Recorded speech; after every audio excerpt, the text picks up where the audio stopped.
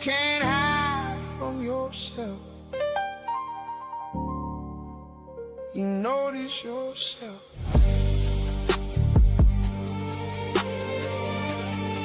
You can't hide from yourself. I know your mind going crazy. Yes, that's your conscience eating away at you. You can't hide from yourself. I see it in your face.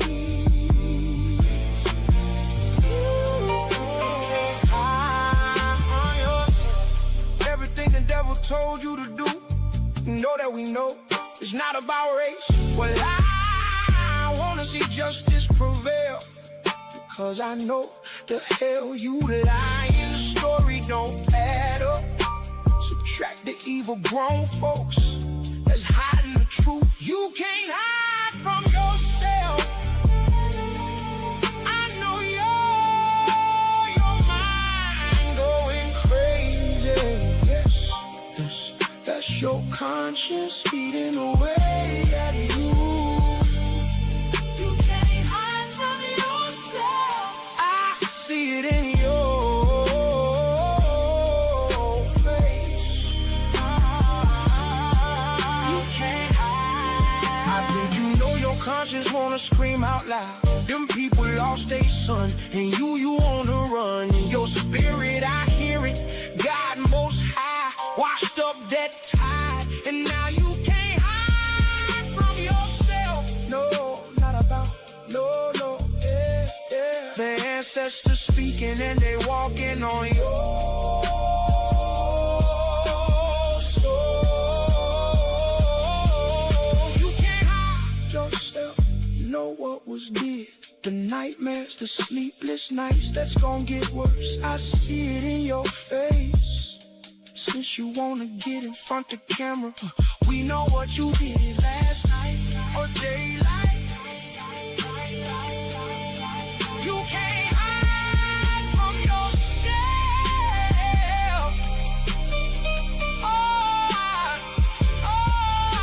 Your soul wanna be set free. Just tell the truth. Rest in power, Nolan, and set Carmelo free. God said you can't hide from yourself, but you can't hide from me.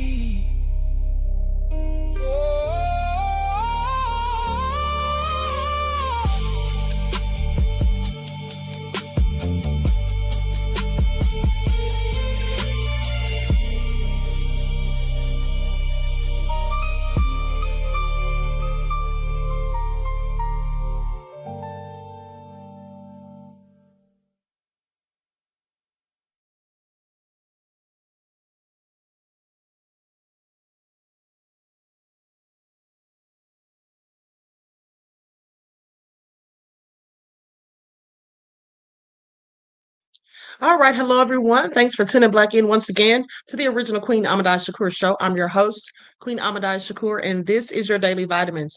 So as you're coming in, please feel free to go ahead and subscribe to the channel if you haven't done so already. Be sure to click that notification bell and click the word all so you're notified each time Queen Goddess goes live. All right, let's see who's in here. Chili Willie from Philly. Greta Lee is here. All right, let's get into it. Sheila, Stephanie, Gregory. All right. Dex is here. Danny Joe. Okay. CJ the Cat. Buckhurst DC. Patrice is here. All right. Pink Mystic Terra. Okay. Let's get into it. Real eyes recognize real lies. Okay. Delano is here. Desmond. Wayno. Alice is here, youngest turnip. Okay, so with that all being said, shout out to all of my loyal royals. I see you, Mama 80s. Shout out to all of my loyal royals and everyone tuned into the Queen, and a big shout out to my moderators because you all know they be putting in work. Hello, Cherokee Descendant Dale. Okay, so let me just tell you all something. I have to issue a retraction for this morning's video, honey. Hey, Vince, I am from the UK. Okay, so before we get into all of that, before we get started, let's have a brief word from my sponsor at 12 Tribes. Then we'll get into it. Do not buy 12 Tribes on Earth hair growth oil and hair magic elixir unless you want super healthy, gorgeous hair that grows. They have a whole line of amazing hair growth products, including hair growth leave-in conditioner spray, hair growth shampoo, hair growth spray, and hair growth butter. I'm starting to sense a theme here. They include quality natural ingredients. They smell amazing, and you can see the results for yourself. So if you're looking for healthy hair growth for your natural or relaxed hair, try 12 Tribes on Earth today.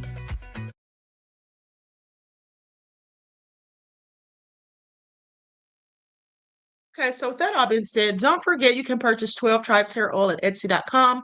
Just look for Lisa Crafts. You can also find her amazing products at Walmart.com.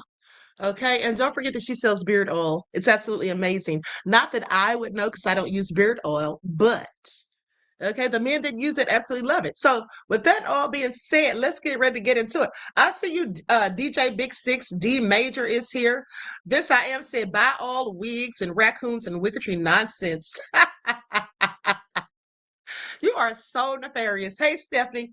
Okay, so listen, everybody, listen. Okay, because I have a retraction to make because and it's no one's fault but my own because I should have double checked before I played that clip. Now, it has come to my attention that the clip I played earlier with Bart's attorney sounded as if he said, uh, the young man who tragically died on my client's boat.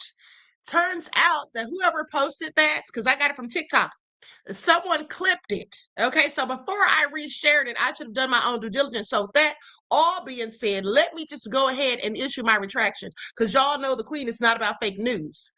Okay, so at the time, I shared information that I believe to be accurate based on the information and sources available to me.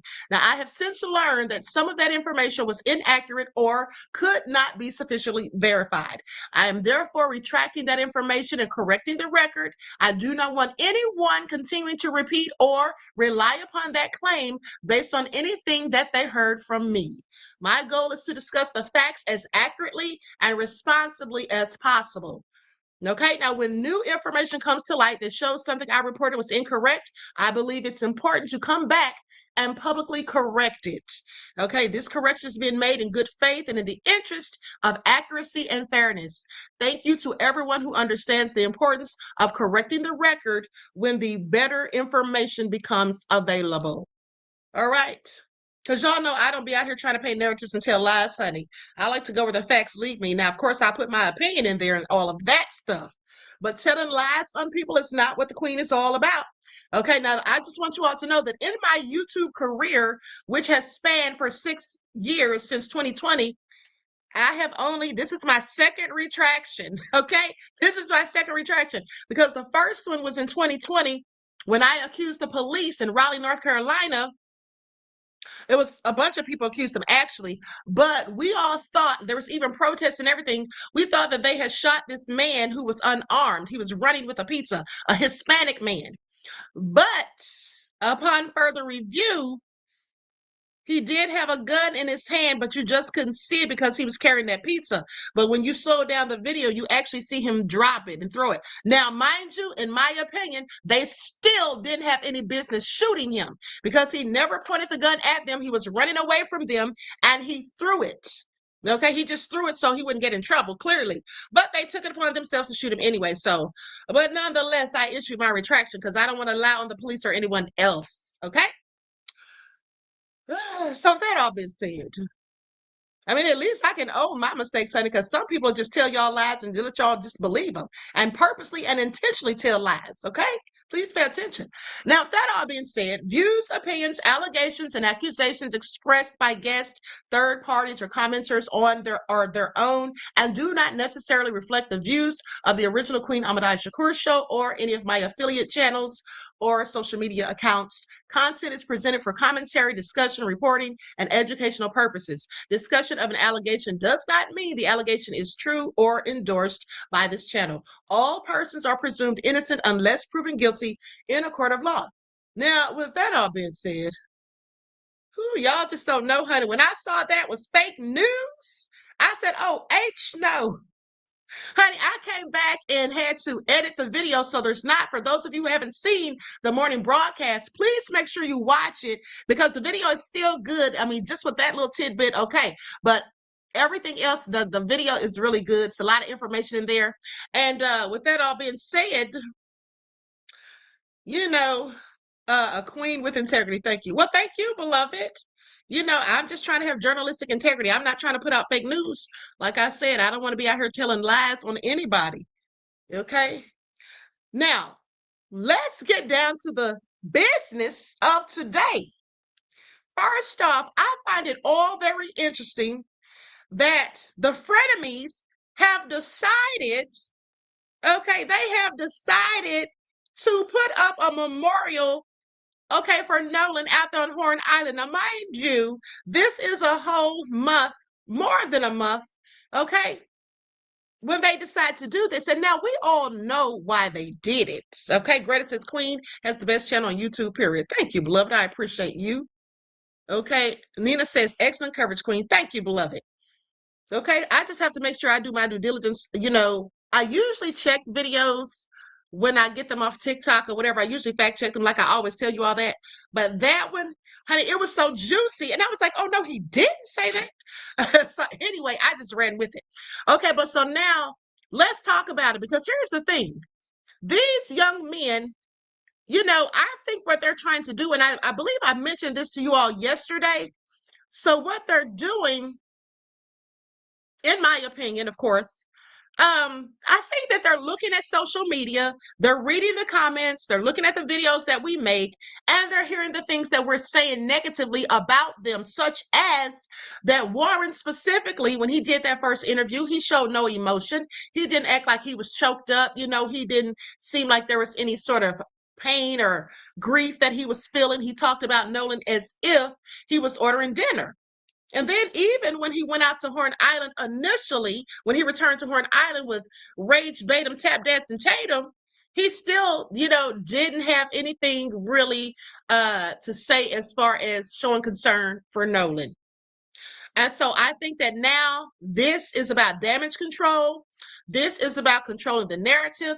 And this, in my opinion, is also about proving us wrong or just trying to fix the little things that we have pointed out. You see, and I think that's the reason for this, for the next video that Warren did.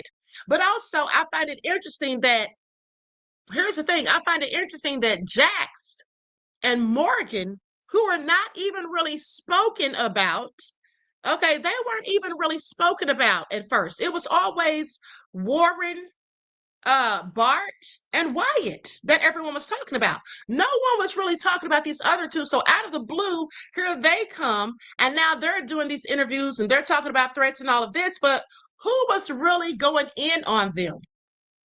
Okay. D Major says Queen ain't trying to be ratchet and ghetto. She is professional with standards. All the haters don't get it twisted, and please take notes.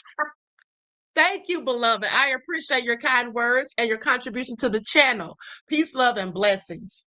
Okay? So with that all being said, what do you all think about it? I mean, they're out there laying a wreath and all of this. Let's talk about it. Let's talk about it because as I told you, this is all just, you know, them trying to do damage control, in my opinion. So now, of course, you know, some people grieve differently, as I told you all before. Some people hold everything inside. They don't let anything out, especially if someone dies unexpectedly. But I just feel like they acted, specifically Warren. Let me just talk about him. I think that Warren acted in a callous manner the entire time. That's right, performative, DJ Big Six, absolutely. That's what I think it was, performative. Okay, and like Chris VC said, photo op. Exactly, just trying to make it look good. Okay, but I'm not falling for any of it. Now, I do believe that Jax was supposed to be one of Nolan's real friends, according to his mother, because his mother said something about yesterday when we listened briefly, but I think I played you all the part where she was talking at the NABJ, and she basically said that she considers friends. There's a difference between friends and acquaintances and things like that. And she said that friends are the people that Nolan would basically have at the house, and she would sit down and talk to them about their life goals and things like that. And if I'm not mistaken, she mentioned Jax. So, I mean, to me, Jax really wasn't acting like a friend either. Okay. He wasn't acting like a friend either. And for them all to be sitting up there, and matter of fact, isn't Jax the one that called her a blatant lie? So disrespectful. I don't think any of them were really Nolan's true friends, because if they were, they would not be coming for his mother. Okay. They would not be saying anything disparaging about his family, period. And what's his excuse for not coming to the funeral? Because everybody, like I said, was talking about Bart, Wyatt, and Warren. So, it is what it is. This is nothing more than damage control, and I'm not buying it. I'm not buying what they're selling. Not at all. And hold on. Hold on, beloveds.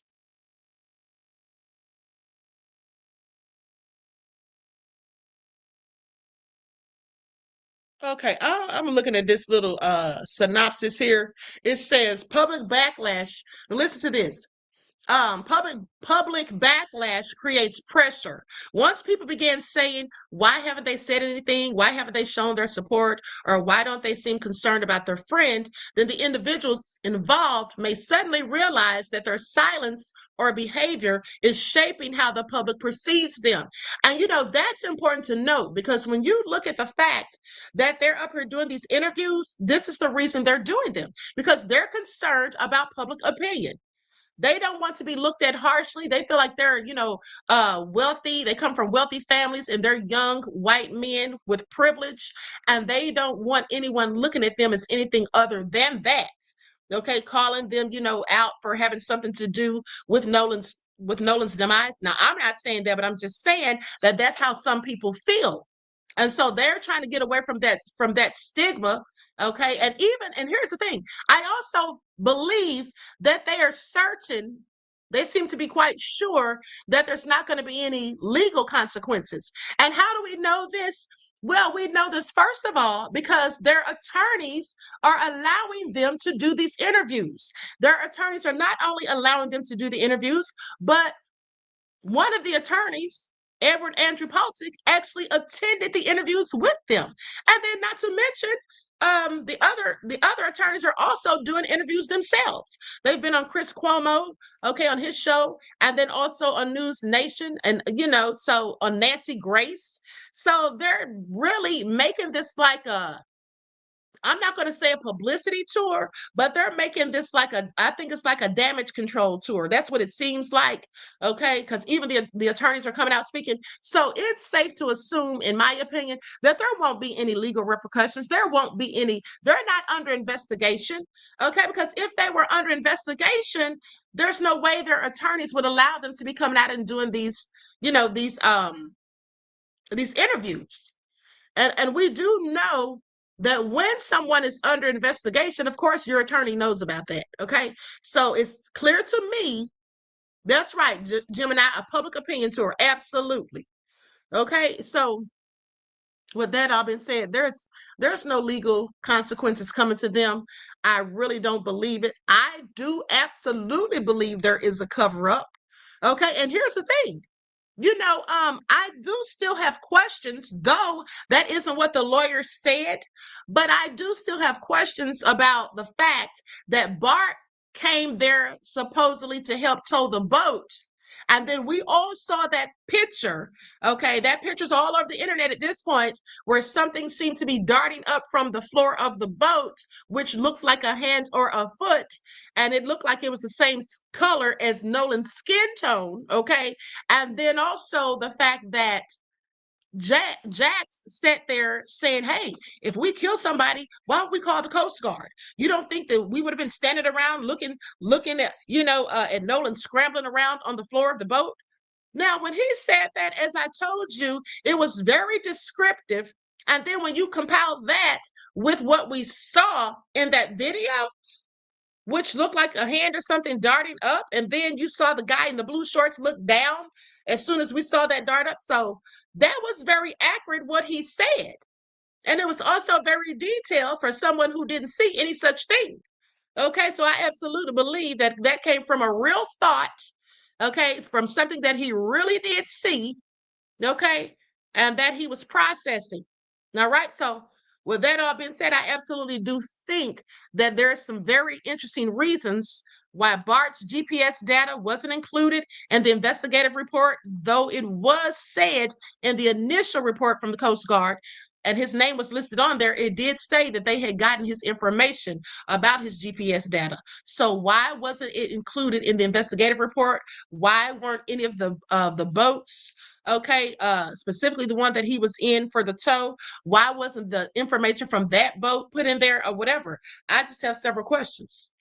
Okay, I just have several questions, but someone else has several questions too. Okay, someone else has several questions, and I'm going to go to that. Likes up, everyone, please like and share. Thank you in advance. And here's the thing, let's not forget that the boys have already been put on notice.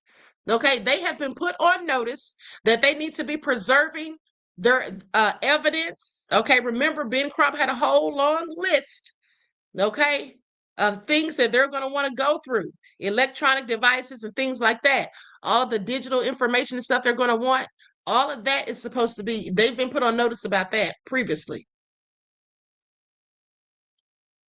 Okay, so now with that all been said, let's go to this clip.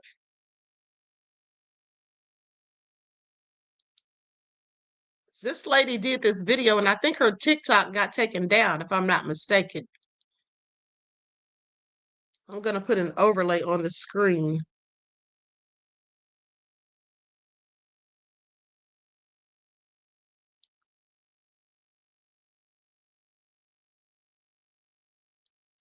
Hold on, beloveds. Give me just a second to get an overlay.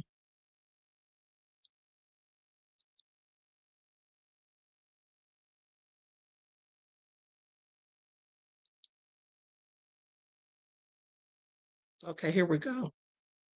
Here we go. Now, this lady seems to think she has it all figured out. I don't know if she does or not, but what she said is pretty interesting.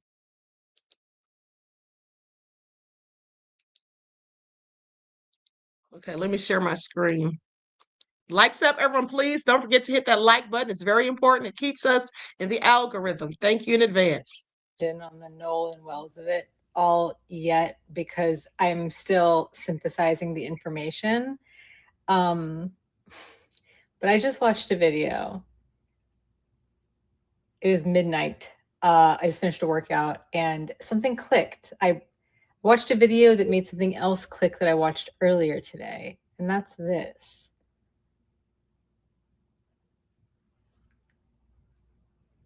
The kid calls for a tow. The woman, Vicky, calls the captain to do the tow. And she says, this kid's grandfather, this Jerry Ackerman, is a member. Before she says the guy's name, the captain says, Jerry?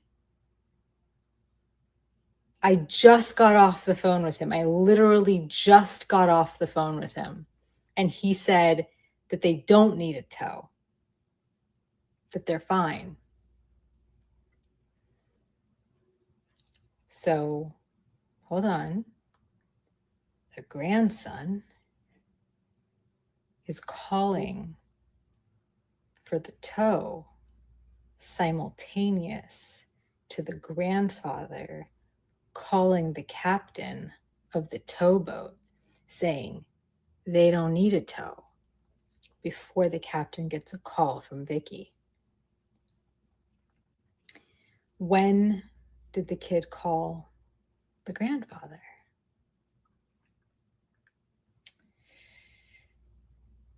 While the boat is sinking?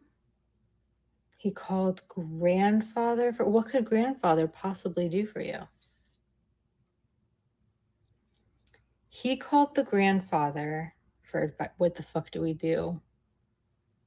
This kid's dead. Grandfather said, you got to make a fucking trail. That you tried to get help. There was an accident. Something happened. The boat's going under. Okay, it's a boat. Call. So there is a recording of you trying to get help for something. And we'll figure it out later. I think that their story has evolved. But that was what the grandfather thought of then, to create a timestamp in history of what was happening, what they were doing, where they were. And that there was a completely different emergency happening. Nothing to do with Nolan. Okay? And in on the Nolan wells of it all yet, because I'm still synthesizing.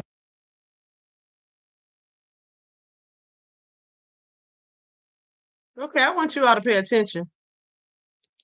Now, that's pretty much what I think we all probably have been thinking, because I said early on that absolutely it was my opinion that in fact the grandfather told them what to do. Now, I don't know if that's a fact, but I'm just saying that's what I believe, because I have several questions as to why they would call the grandfather before calling for any other help. Okay, and like she said, what could the grandfather do? But I told you all that weeks ago. The end of the day, I think that's absolutely why they call the grandfather, because I told you all, and I'm sure you heard it here first, that was their alibi. Okay, that was their alibi, in my opinion. Now, someone said something about the man being hung in June. Yes, beloveds, I reported that this morning. You heard that here first. I reported this morning. 36-year-old man, Congolese, found hanging from a tree in June. Okay, these people are getting out of control. They're literally getting out of control. Now, that is like probably the 12th person, okay, that I've reported on in the past year. It's not even been a whole year, because Trey Reed was in September of 2025. We're not even in September yet. Again, so in less than a year, I want you all to pay attention. There's been like 12 people, and these are just the ones we know about, because think about the fact that this man was found in June. And we literally just heard about it. I found out about the story last night and reported on it this morning. Okay. I saw it in the North Carolina Beat. But how is it that this happened in June and we're just now hearing about it with all of the social media that everybody has? See, they're pretty good at covering these things up or trying to slow down the traction to it. The media's not reporting on these things. I want you all to pay attention. And speaking of the media, let's get into it, because ABC, they got dragged, okay, by a former anchor. Let's talk about it. Likes up, everyone, please like and share. Thank you in advance. Ex-ABC anchor trashes network over handling of Nolan Wells' story and says they're complicit in upholding white supremacy. That's what she said. So former ABC anchor Janai Norman had harsh criticism for her old network, or is it Janae? It looks like Janai. Anyway, harsh criticism over her old network and the way it's covered the mysterious death of Nolan Wells. Now, in late July, Norman posted a series of videos of YouTube titled Nolan Wells Coverage Through a Media Literacy Lens. Now, the second video, posted July the 28th, it took a closer look at Michael Strahan's Good Morning America interview with the Wells' parents. Or with Wells's parents. And we all watched that interview on this channel too. Now, Wells, 18, was found dead after disappearing during a 4th of July boating trip with friends to Horn Island off the Mississippi coast. The only member of his group who didn't return from the boat excursion was him, even though his cell phone did. Now, Norman first took issue with Strahan asking Wells's parents why they think he would stay behind Horn Island after his friends left. And the friends denied having any involvement in Wells's disappearance and death and claimed that he stayed on the island. Now, the question should have been, Do you believe that? This is what Norman says. Not asking these grieving parents to defend a decision that we don't even know for certain their deceased son made. And that's what I believe I pointed out to you all at the time of that. I said, now, why is he asking them that? It's okay to ask the question, but it's the way you phrase it. Why do you think? Because he was asking the question as if he knew that that's what Nolan did. Meanwhile, that information came from the frenemies. Okay. So anyway, she goes on to say that the question should have been, do you believe that?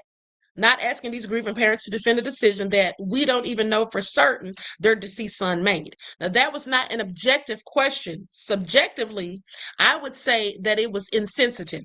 It also absolves authorities because, as I showed you before, that's not just the friends' version of what happened. That's now the authorities' official version. Yeah, it is. They hurried up and put that out there. So many news organizations haven't yet learned that they cannot always trust law enforcement as primary sources of credible information, and that is what plays into racial divisions. Now, I believe that they absolutely know that they can't believe everything law enforcement tells them, specifically as it pertains to Black people, but I think they do so just because it's juicy and it gets them ratings, because they know that there's a whole bunch of Confederates who don't like people who look like me. Okay, and that's the news they'll listen to. They'll tune in for that.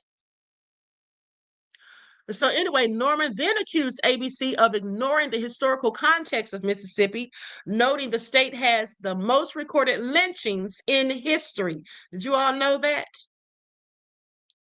Now, according to his parents, they say he had messages that appeared to be deleted. Now, the body didn't wash up with the tide on Sunday. They didn't find it until Monday. It's being immediately ruled an accidental drowning. By ignoring that context, news organizations become complicit in upholding white supremacy, and whether intentionally or unintentionally, end up playing into racial divisions. And this is absolutely true, and they all know it. Okay, but they do it anyway. And see, here's the thing. This is why I do not care about the lamestream media. I never have, and I never will. Okay, this is exactly why I don't care for the lamestream media, because they know they'll put out fake news in a heartbeat and won't even care. So Norman's 15-year run at ABC came to an abrupt end in April. It was reported at the time that ABC declined to renew her contract. An ABC News spokesperson replied with a comment basically saying Michael is an invaluable and highly respected member of the ABC News family. He is a trusted anchor and journalist, and we have complete confidence in his editorial judgment, integrity, and professionalism. Well, I'm sure he was just doing what he was told. Now, at the end of the day, because you do what you're told, when it is something that is against your own people, I mean, whether or not you do it, is up to you. It depends on how you feel about it or whatever. But I could never be party to sitting here allowing or aiding in, people making false narratives or painting these nefarious pictures against my own people. And that's one of the things that Melvin Lindsay, was it Melvin Lindsay or Max Weber? I want to say it was Max Weber. I keep getting mixed up with Melvin Lindsay from The Quiet Storm. But Max Weber said that one of the things that bothered him the most when he was a journalist was the fact that they had to make up stories on the African American community. Okay, so I don't have any respect for the lamestream media. I just really don't. Like stuff, everyone, please like and share. Now, also, we're going to be listening because Brandon Tatum, Rage Batum Tatum, did an interview with Eliott Connie. And I want to listen to some of that after we get through these receipts. Likes up, everyone, please like and share. Actually, Katie didn't just post those pictures, you freaking idiot. Those are old pictures. But while we are talking about that, thank you for bringing that back up, because I really did want to address the fact that, I realized that those pictures actually still puts her at Horns Island or in the vicinity, because she tried to say that those pictures with the timestamp on there, which was around 5:30 or 6 o'clock, says that she was on a boat. Obviously, she wasn't with Nolan, because you could see in the background that she was with other people on the boat. One of those people in that picture is actually Carter. He's back there, allegedly, my opinion.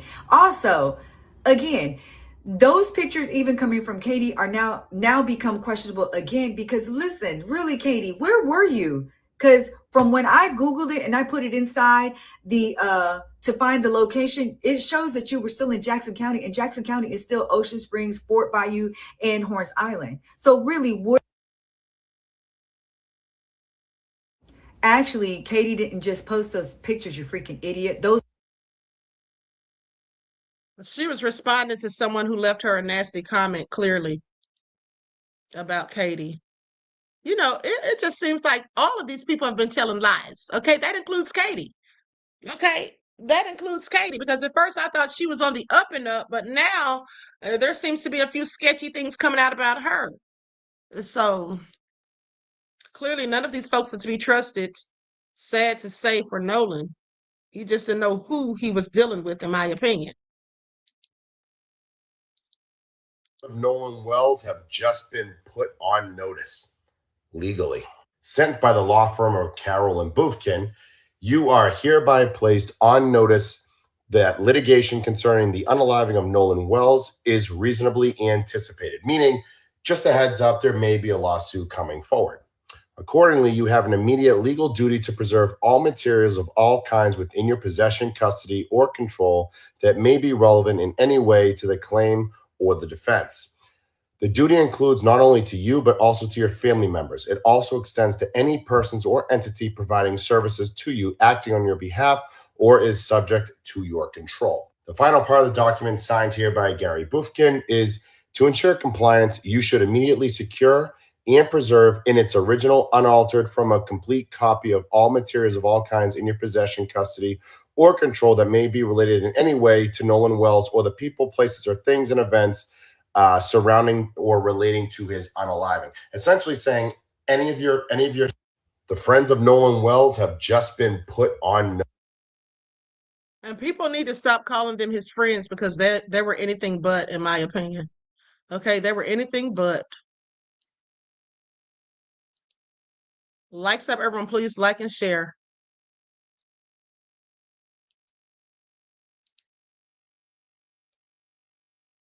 Greta Lee said, Queen, my only request is that you please put Tatum's raccoon face as an overlay. I can't bear to see. I can't bear to see his face. You know, I don't have a problem putting a raccoon over his face. Okay, that's what he really looks like. That's a really good question. So they waited on everybody else to get their phones, but not Nolan, allegedly, of course. I'm super confused by this. So if they waited on everybody to get their phones, then they would have noticed at that moment that Nolan wasn't there, that he was missing. So then why would they wait until later to contact Nolan's mother? That doesn't make any fucking sense. I'm not a lawyer. I'm not a judge. I'm not a fucking dummy either. None of what they're saying makes any kind of sense at all. In my head, if I'm sitting there waiting on everybody to come get their phone and there's a phone left, why do we have this phone? Where is he? Where did Nolan go? I'd have been asking them questions right fucking then. You said you noticed that the last time you seen him was at whatever time. Then you get to the boat launch and you're waiting on other people to come get all them fucking 5 phones. They said 5 phones. They said not. Okay, I could do without all the cursing, but I get her point. Now, mind you, this is exactly what I told you all. I told you all the exact same thing. I said, listen, first of all, if they were waiting on other people to get their phone, they didn't find it interesting that Nolan didn't show up to get his. Okay, yeah, because I think they already knew what was going on with Nolan. Please pay attention.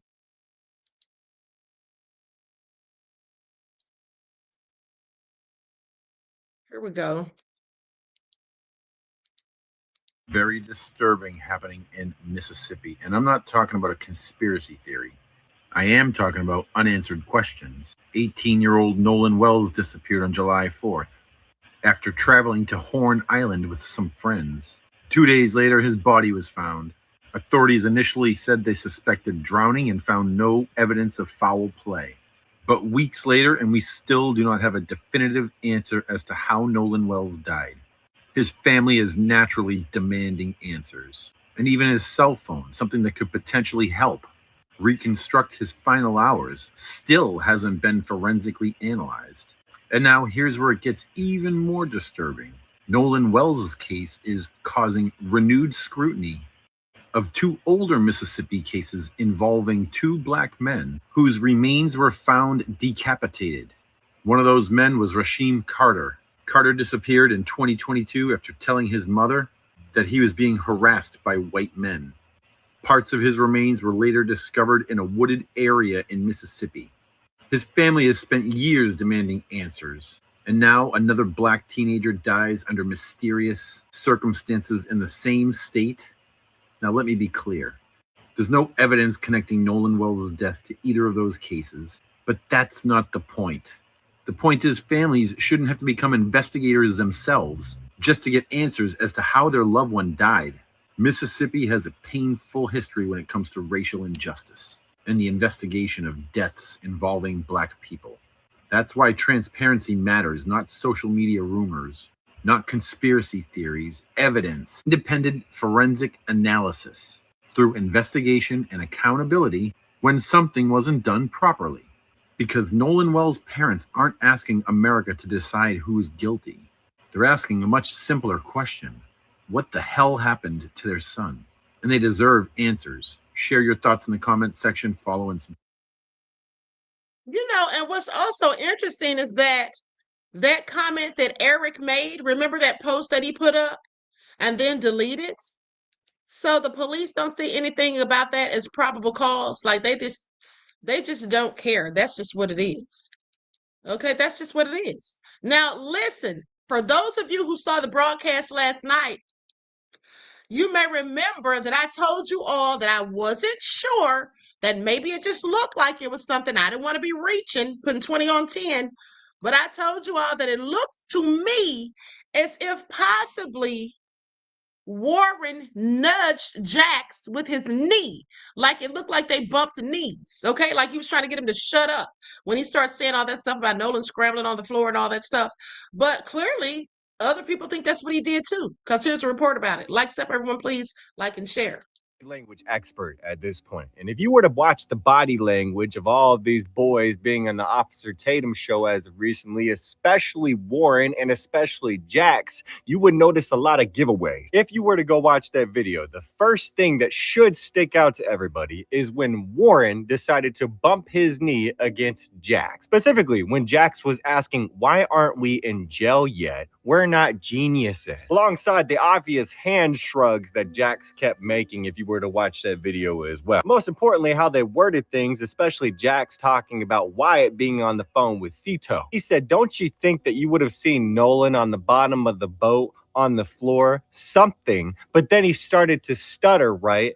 When talking about them hypothetically looking down at him. That's when Warren started to bump his knee against Jax, and Jax all of a sudden switched up and started to defer away from his initial comment. Then the immediate deep sighs from Jax when asking the question once again, why aren't we in jail yet? We aren't geniuses. That to me is a huge giveaway, and I feel like Mr. Warren is going to break very soon. Something like that would eat anybody alive for the rest of their life.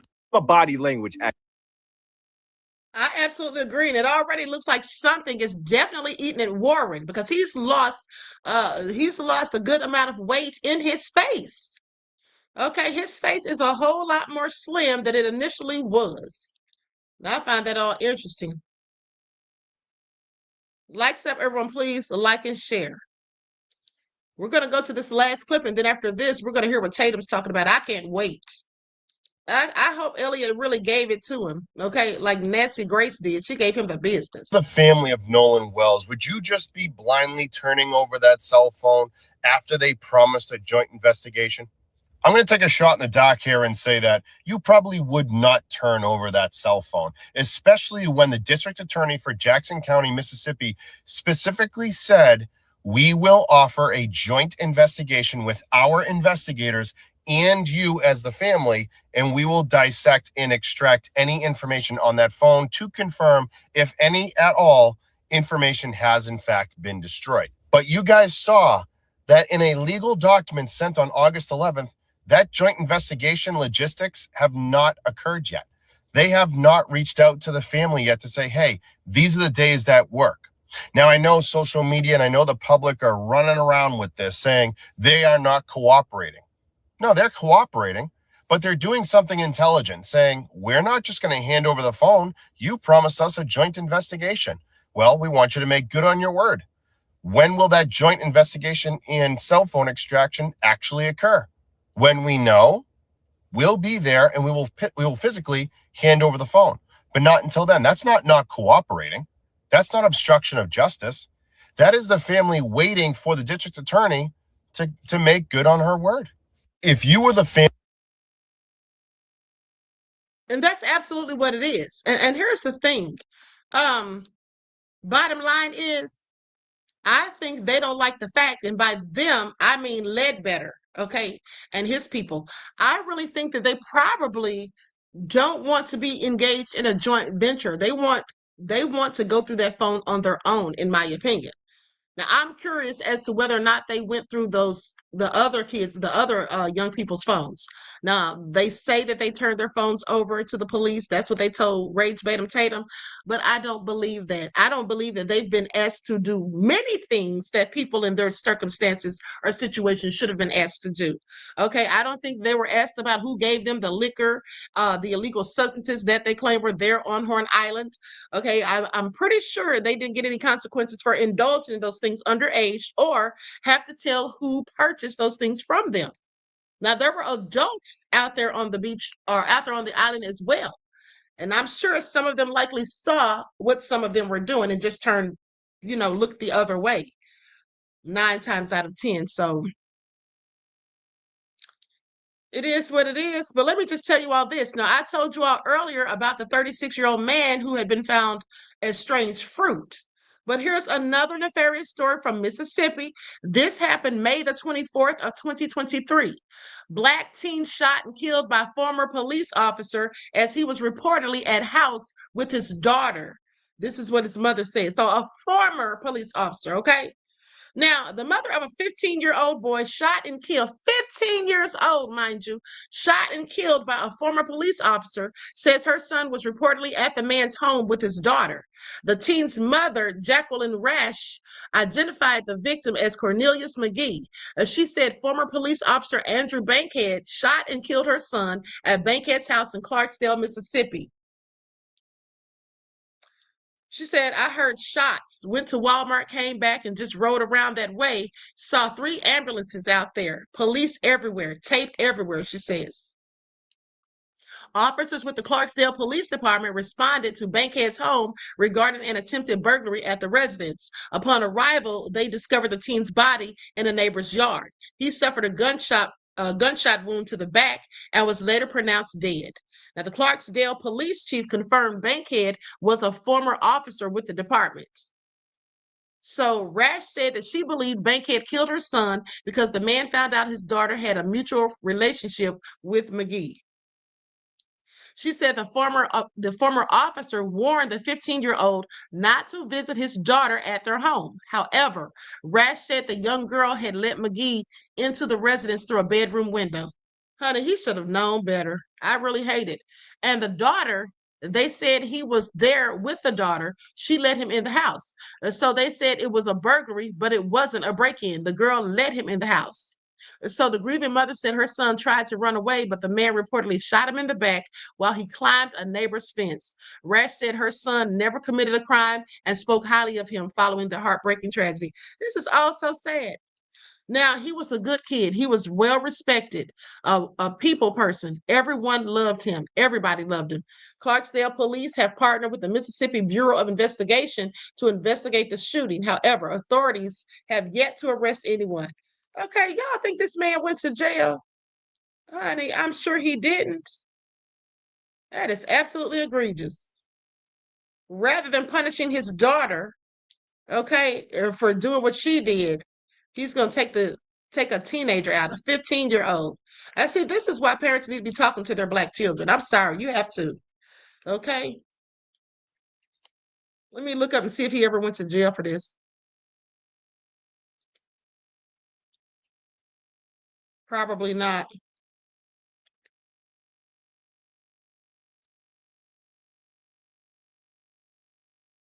And then I want you to pay attention, because anytime they do something egregious like this, the law is always on their side. Always on their side. Yeah, I don't see any consequences. Mm-mm. Nope. So yeah, he didn't get any jail time for that. Just took someone's child up out of here and got away with it. Smooth got away with it. And isn't that usually the case? Likes up, everyone. Please like and share. Okay, so let's go to Rage Batum Tatum's video.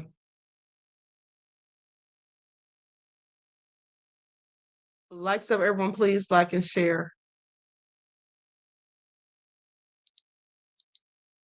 Okay, here we go. I cannot wait to see this. I hope it's juicy. I hope it's juicy, because Rage Batum Tatum thinks he's so darn smart. His nefarious self. Okay, here it is right here.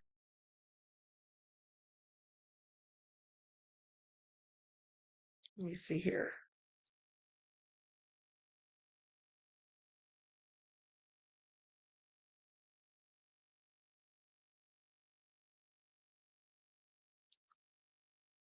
Okay.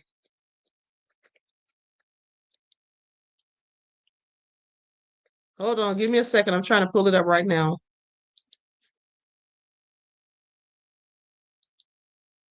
I'm going to pull it up from Eliott's page. Here we go.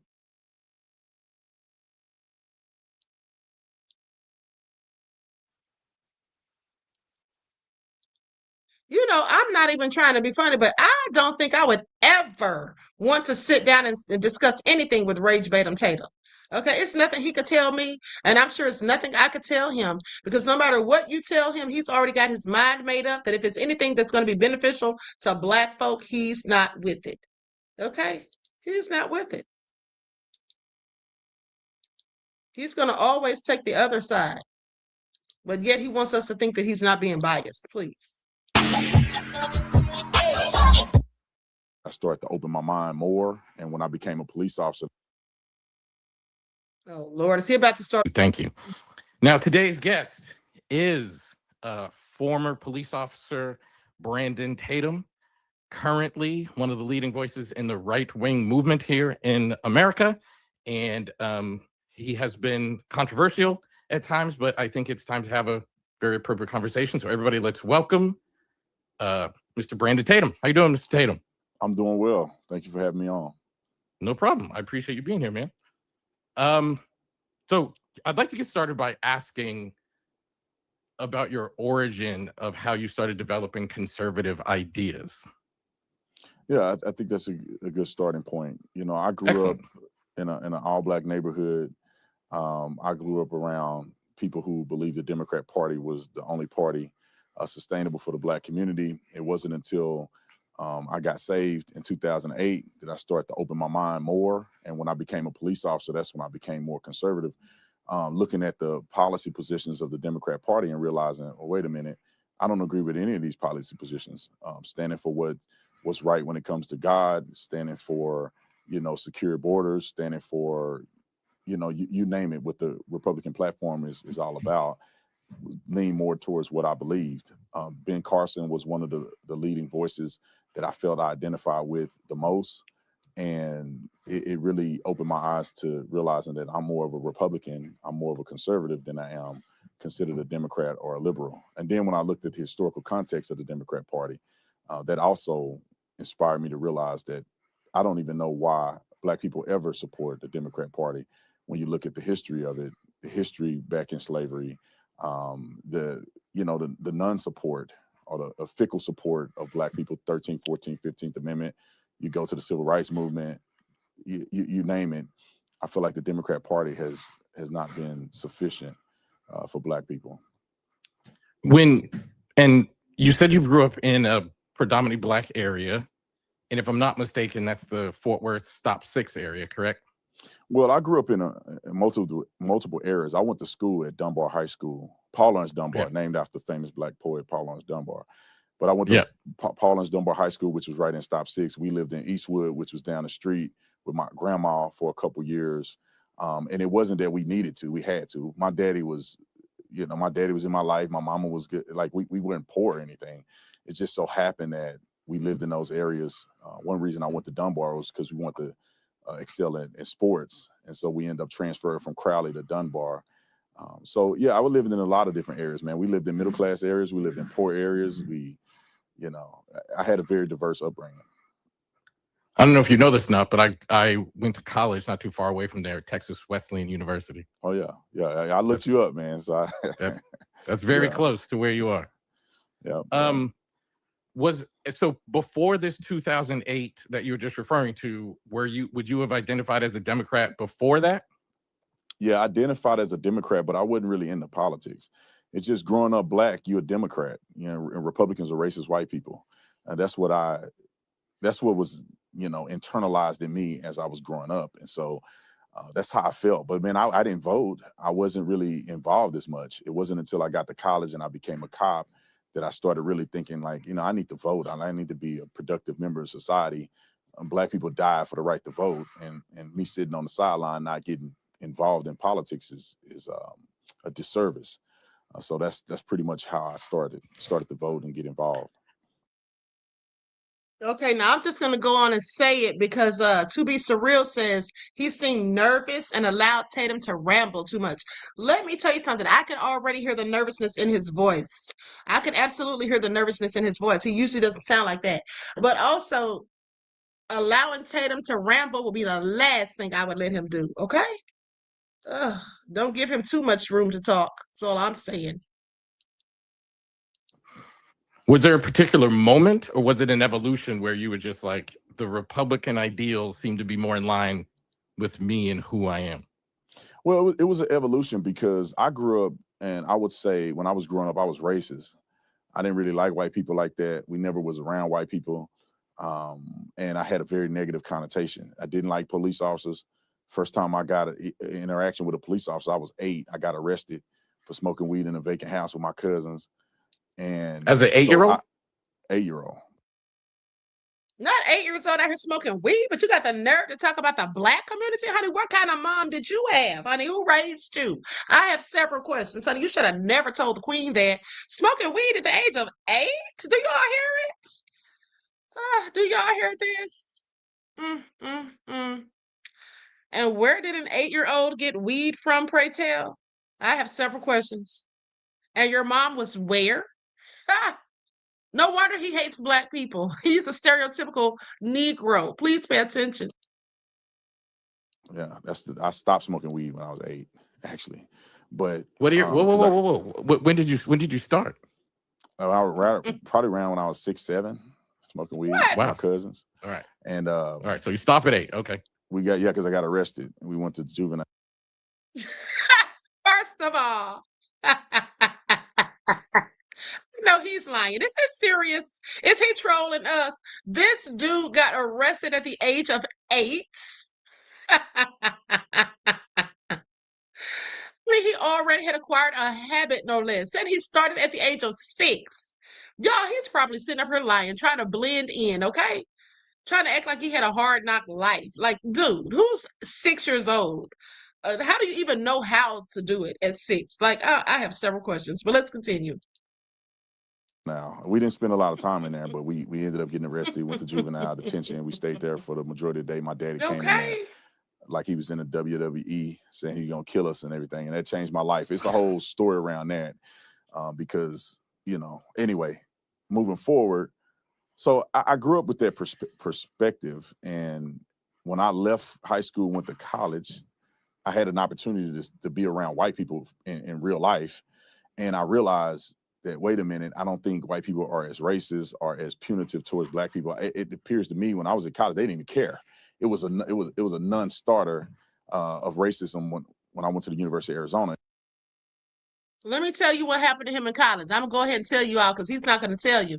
Now, the reason when he got off to college that he wasn't thinking white people were so racist is because when he went off to college, I guarantee you the white girls were after him because he was a football player. Because let's not forget that he wanted to go to the NFL, okay? And he had football in his blood because someone in his family previously played or whatever. So he likely was getting a lot of attention from the white girls because here's the thing. You know, when I was in college, I remember that the white girls, they always would be in the know about which football players were going to be drafted to the NFL. Okay? There was any that were prospects, and if they didn't have girlfriends, even if they did, they didn't care. They would be going over there catering to them. They would be doing their laundry. They would be taking them food, buying them things. Okay? That's what they would be doing.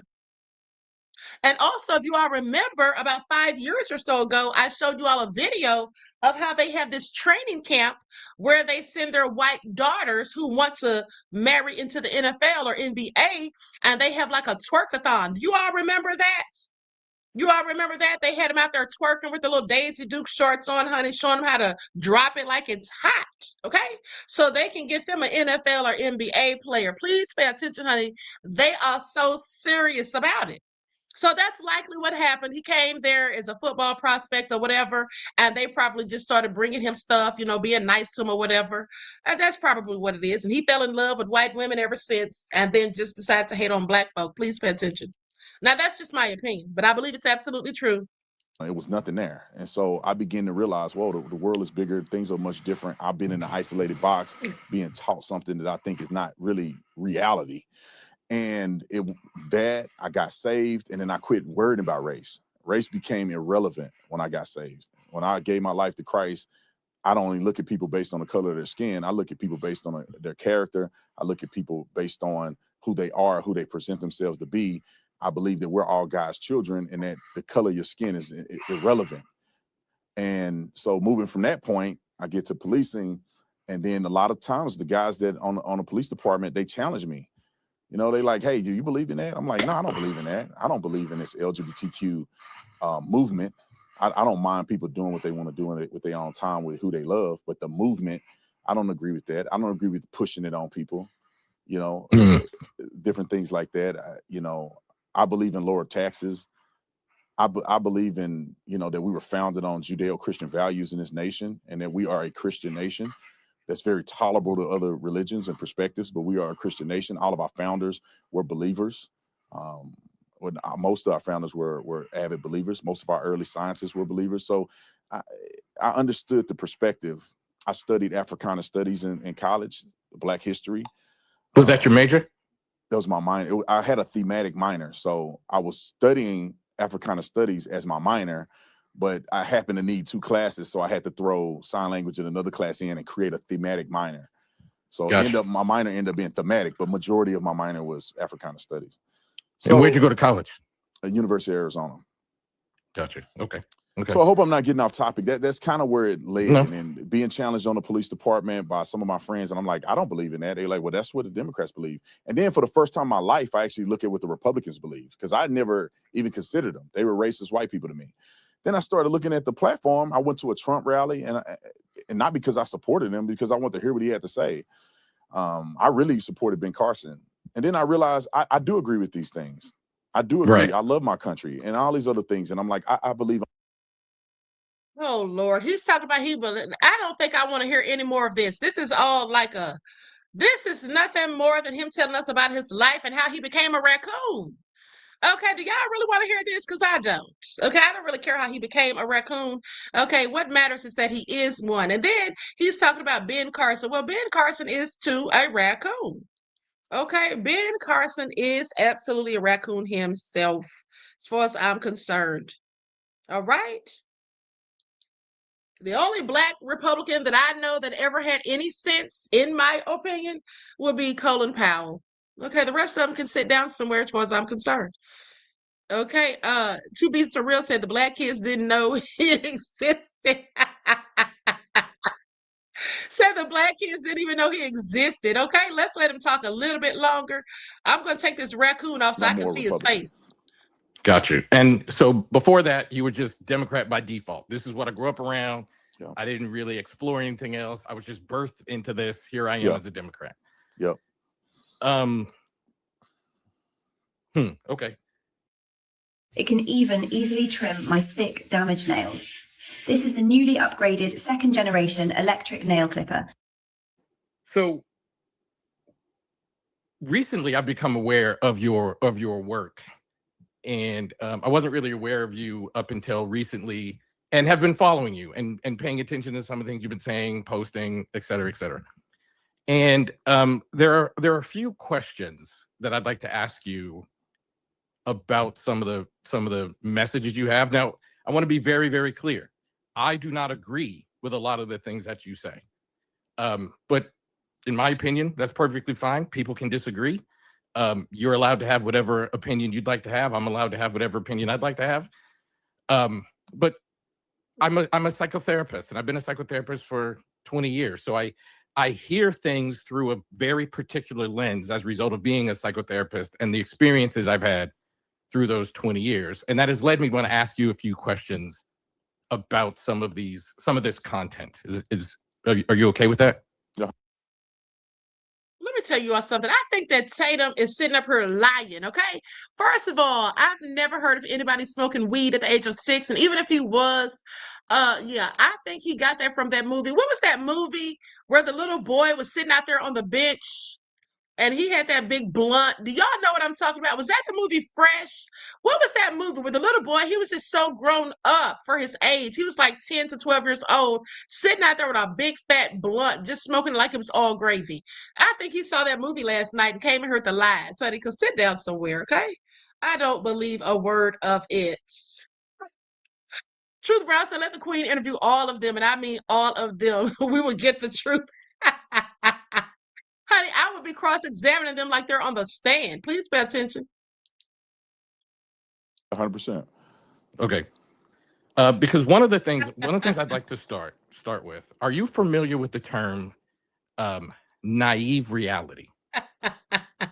I can deduce what it means, but I'm not familiar with that specific term scientifically. Well, so I want to use the term clinically, like some of the terms that we use. Yeah, it I was want to use the Belly. term clinically, and it's the psychological phenomenon when people believe their own perception of reality is the only objective one.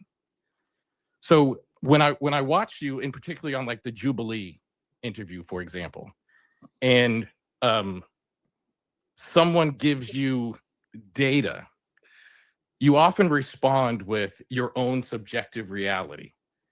And it made me want to ask you, what do you think of the idea of naive of the idea of the concept naive reality? Now, naive reality, I don't mean to call you naive, like that's why I want to be clear. I'm using the clinical label, like that's the word that we use. Yeah, I get it. I don't agree that I live in that reality.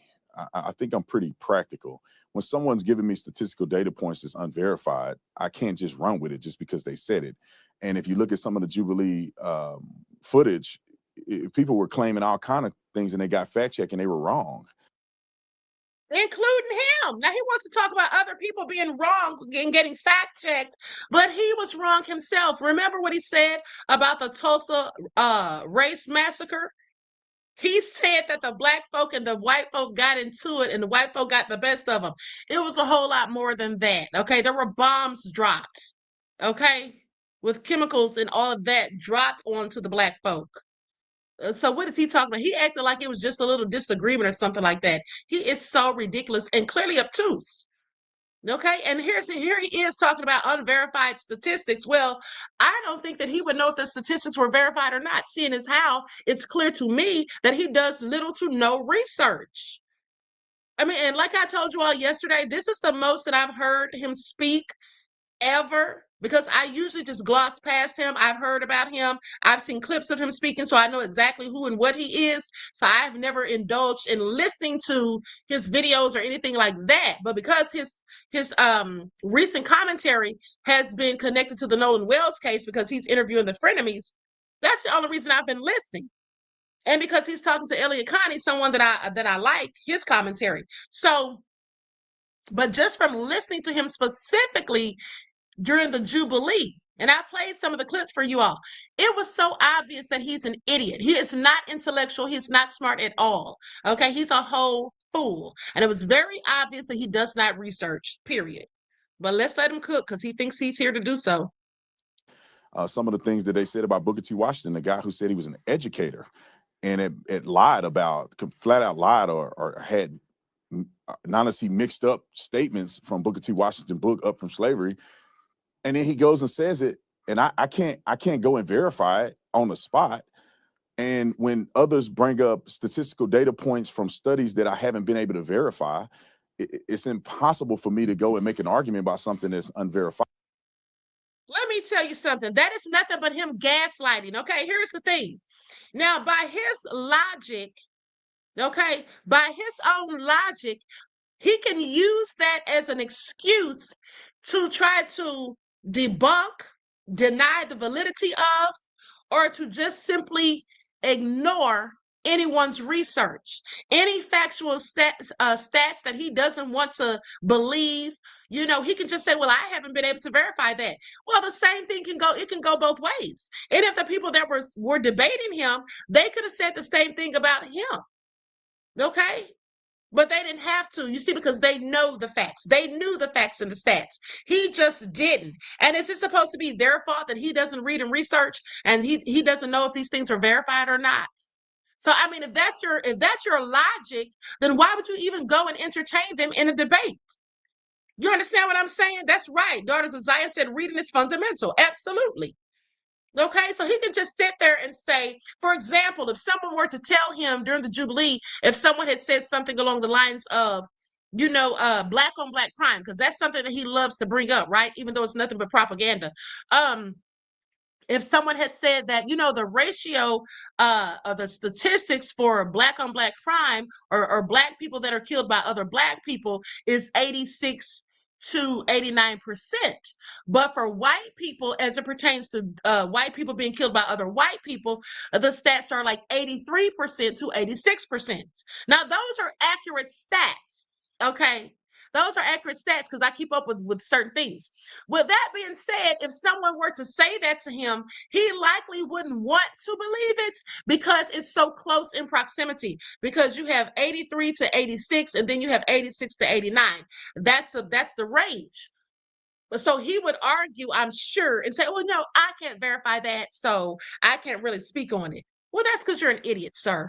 Okay, that's because you're an idiot. And here's the thing. If you know you're going to a debate, it would behoove you to read, study, and research and look at stats of things that you may have felt or known that were going to be discussed during said debates. Those are some things that he should have done.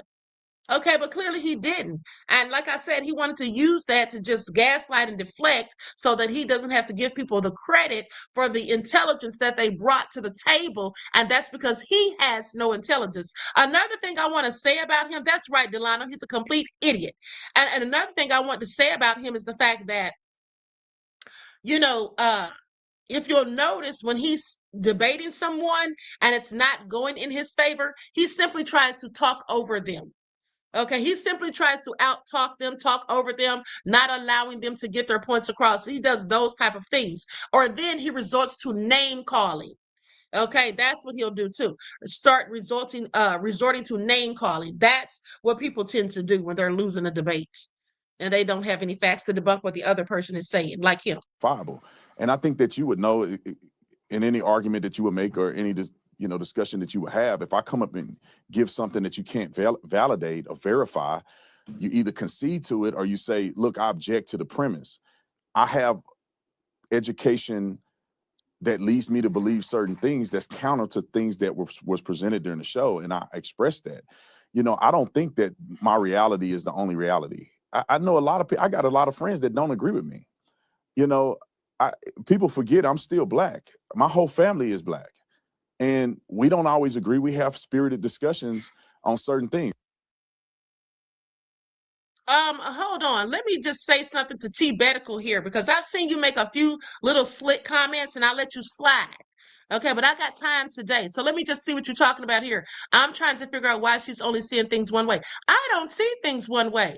Okay, that's what I don't see them. I see things a myriad of ways. But now, just because I can see things more than one way doesn't mean that I agree with things in more than one way. When it comes to race relations, what I will say is that there is a racial divide in this country, and there is a lot of racism in this country, and it comes from one side of the aisle, the side that started the whole concept and construct of race. That's how I see it. And I see people like Brandon Tatum who always want to be biased. You see, it's interesting, T Betical, that you think that the queen is only seeing things one way, but in fact, it is Brandon Rage Tatum, who sees things one way. And he sees things in the favor of people who don't look like him all the time. That's what he does. So you don't have any problem with that. So don't come in here, okay, talking about what I'm seeing and how I'm seeing it, because you don't know me, okay? And it would behoove you to sit back somewhere, fall back, and act like you have some sense before you get booted up out of here. Because I already didn't like another comment that I saw you make. But because that was your opinion, okay, and everyone is entitled to theirs, I let you slide. But don't try to get disrespectful, because I don't have any problem dropping that link and adding you to the stream so we can go at it, okay? But what I'm not going to do is sit here and go back and forth with you or anyone else in my chat. Now, you either show some respect or you can bounce, okay? That's how it goes. Now, let's continue. Talking about, I don't know, I'm trying to figure out. You don't need to try to figure out anything about me, okay? I'm not the topic of discussion. I'm not the news, okay? I'm the one delivering the news. When you watch Fox, do you sit there and wonder why they only see things one way? Because that's exactly how they see it, okay, through the lens of wanton supremacy, probably like yourself. Now, I know you tried to allude to the fact that you were possibly Black in one of the comments you posted, but I seriously doubt it, okay? I seriously doubt it. But let's continue. And if you are, you must be just like Rage Tatum, tap dancing, tiptoeing around the tulips Tatum, the bootlicker himself. I don't think my dad agreed with some of the things that I say. I think he agreed with most of it, but we have spirited discussions on this. I don't live in an echo chamber where I'm the only one that has have a reality that everybody has to bow down to. And so I just disagree, and I think it's fine for us to disagree. The problem that I do have is when people say that somehow I'm not Black because we have a difference of agreement, or somehow I can't handle the truth, or I hate my own skin and I'm a sellout Uncle Tom bootlicker because I have a difference of opinion. In reality, a lot of Black people have a difference of opinion. We're not all monolithic in our thought process. You know, I think Thomas Sowell has a very different perspective than other economists who are Black. You know, we go down the list, you know, our current, and I would say one of the most honorable Supreme Court justices, Clarence Thomas. Okay, do y'all really want to listen to any more of this? I find it all so nauseating. Now he's talking about Clarence Thomas. Let's not forget what I told you all that they said about Clarence Thomas in the Epstein files, okay? He was the only Black person accused of anything nefarious in the Epstein files, and it was absolutely nefarious, okay? Please pay attention, all right? I see how he got to be on the Supreme Court. Okay, I see how he got to be on the Supreme Court, even after Anita Hill came out and exposed him. Yeah, I see exactly how Clarence Thomas got to be on there. Okay, because he was down for the get down, apparently, just like Epstein and all the rest of the nefarious, low down, dirty PDF files in the Epstein files. Okay, that's who he wants to hang his hat on. Clarence Thomas. I mean, he could have at least said Thurgood Marshall, but Clarence Thomas, please. Okay. I bet him and Thurgood Marshall have a difference of opinion. I don't think either one of them are invalidated because of their opinions. And so that's the point that I have contention with. A lot of things that I said on there was based on evidence, based on research, and based on my own lived experience. Let me just fast forward. I've heard enough of his foolishness. No property, so thus. Now, with that all being said, Eric Elon says, Queen, you are the ultimate super sleuth. Your relentlessness is unmatched. Justice for our brothers and sisters. Thank you, beloved. I really appreciate that. Thank you for your kind words.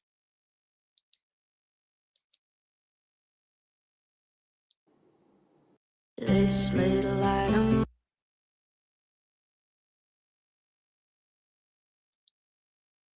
Yes.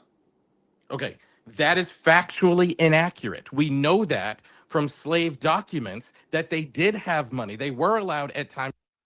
Oh, let me go back and see what he said. Did he show Tatum up? I told you he's a fool. Of internalized racism with self-hatred. And I have seen people say, and you alluded to it earlier, people say he hates his Blackness. People say he hates his own skin, et cetera, et cetera. That's actually not accurate per the accurate definition of internalized racism. Right. Internalized racism is I've adopted the mentality and ideas of the colonizer. So a more accurate description of the word would literally be let's get to the point. internalized colonizer. Why is he always trying to cut people off? Now, here's the thing. Now, he wants to sit there. Thank you, Nina Beloved, said Inspirational Queen for real. I appreciate you. Now, here's my thing. Why is he laughing as if it's a joke or it's funny? That is what he does. He has, in fact, adopted the mindset of the colonizer. He absolutely has. Okay? It's so obvious to see. And he, in fact, does hate his blackness, honey. Let me tell you something. If he could go to bed if he could go take a shower right now, jump in and hop out white, he'd absolutely do it. Please. He would absolutely do it, no doubt. Okay? No doubt whatsoever. Do you think that I fit in one of these statements? I'm asking you, do you think you fit? Do No, you think that no, the I term don't. internalized racism towards you fits? No, and I'm glad I didn't try to guess what the meaning was, because I believe I conflate the two. If you're saying that internalized racism is adopting the perspective of the colonizer, 100,000%, that's not my perspective. That doesn't apply to me. If you're saying that I have self-hate, no, 100%. I did not say that. No, I'm not saying you did. Let me correct it. If this phrase of self-hate is not applied to me either. So internalized racism and self-hate does not apply to me. So do you believe that one of those apply to me? I do. I do believe the term internalized racism. Now, we gotta. I know we run a long time, but like, you're saying that I have adopted the perspective of the colonizer. Yes. Give me an example. Now, why is he sitting there trying to fight against it? He absolutely does have internalized racism. And for those of you who don't know what that means, it's basically when Black people subsequently accept and believe the negative stereotypes, the biases, okay, or the views about our own racial group that is perpetuated upon us from wanton supremacists. Okay? That's what it is. Yeah, right. It starts to become like a society or a systemic racism repeatedly that's pushed in the messages that he spews. Look at him, the racist rhetoric that he speaks on.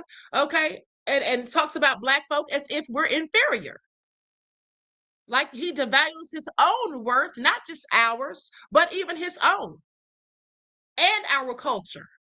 Okay, or appearances. That's exactly what he does, honey. He can sit down somewhere. Okay, that's exactly what he does. No denying that. Example, it got to be quick because I know we run a long time. Where would you derive that I've adopted the perspective of the colonizer? And can you explain real quickly who that person is or who that group of people are in America today? I'll give you a very specific example. You said that you don't believe slavery stole money from the Black community. I did. That's not what I said. I said you cannot evaluate if slavery stole money. No, because if racism stole money, because money wasn't even on the table. It's not like slaves could even make money. So you can't say they stole something they never had a chance to make.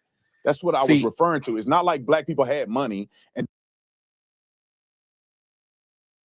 Lord have mercy. Lord, please give me the strength. This man is a whole fool. Let me just tell you all why he is so dumb. He's sitting up here saying it's not like the slaves had money. Well, no, they didn't have money because they weren't allowed to. But here's the thing.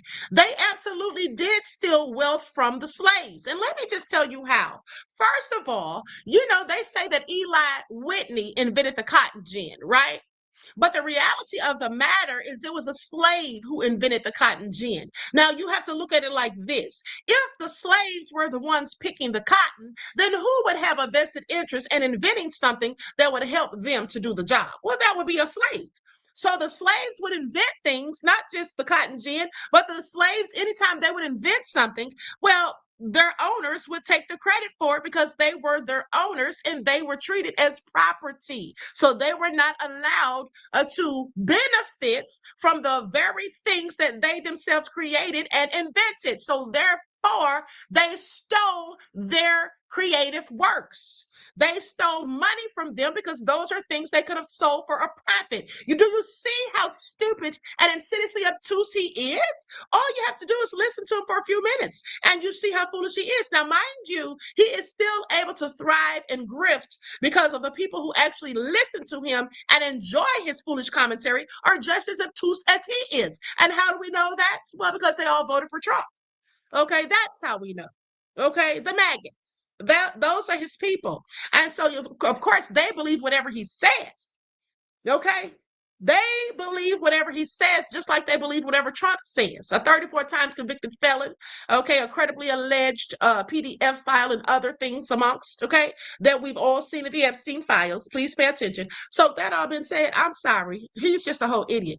All right, he's talking about the slaves didn't have money. Well, they weren't allowed to have money, you fool. But if they had been allowed to sell the things that they invented, then they could have had money for themselves. Okay? Please pay attention. And then it was stolen from them when they were introduced into slavery, and then it could potentially have been given back to them. They never had the earning potential as being slaves. So nothing was stolen from them. Now, opportunities were not provided for them after slavery in an adequate way, but you can't say something was stolen that was never. Their children were stolen from them and sold off to other plantations. Their bodies were stolen from them in the dark of night when the owners would come in there and do whatever they wanted to do to the men, women, and the children. What is he talking about? Okay, their dignity, their pride, all of those things were stolen from them. Their spiritual practices were stolen from them, and they were given a religion that they had nothing to do with prior. What is he talking about? Okay, what is he talking about? Sounds ridiculous, but let's continue. Available to them. So to be clear, you're saying black people never had anything, so thus it couldn't be stolen. Is that correct? In slavery, the ones who were slaves, who was purchased as a slave, had nothing to gain or had nothing to, they had no possessions to hold on to because they were slaves. They weren't even considered persons, humans. They were property, like animals. They had. Okay, tell us something we don't know. He sounds like he's a little too excited to be telling us all that. Lorraine says, thank you, Queen Ahmadiyyah. Well, thank you, beloved.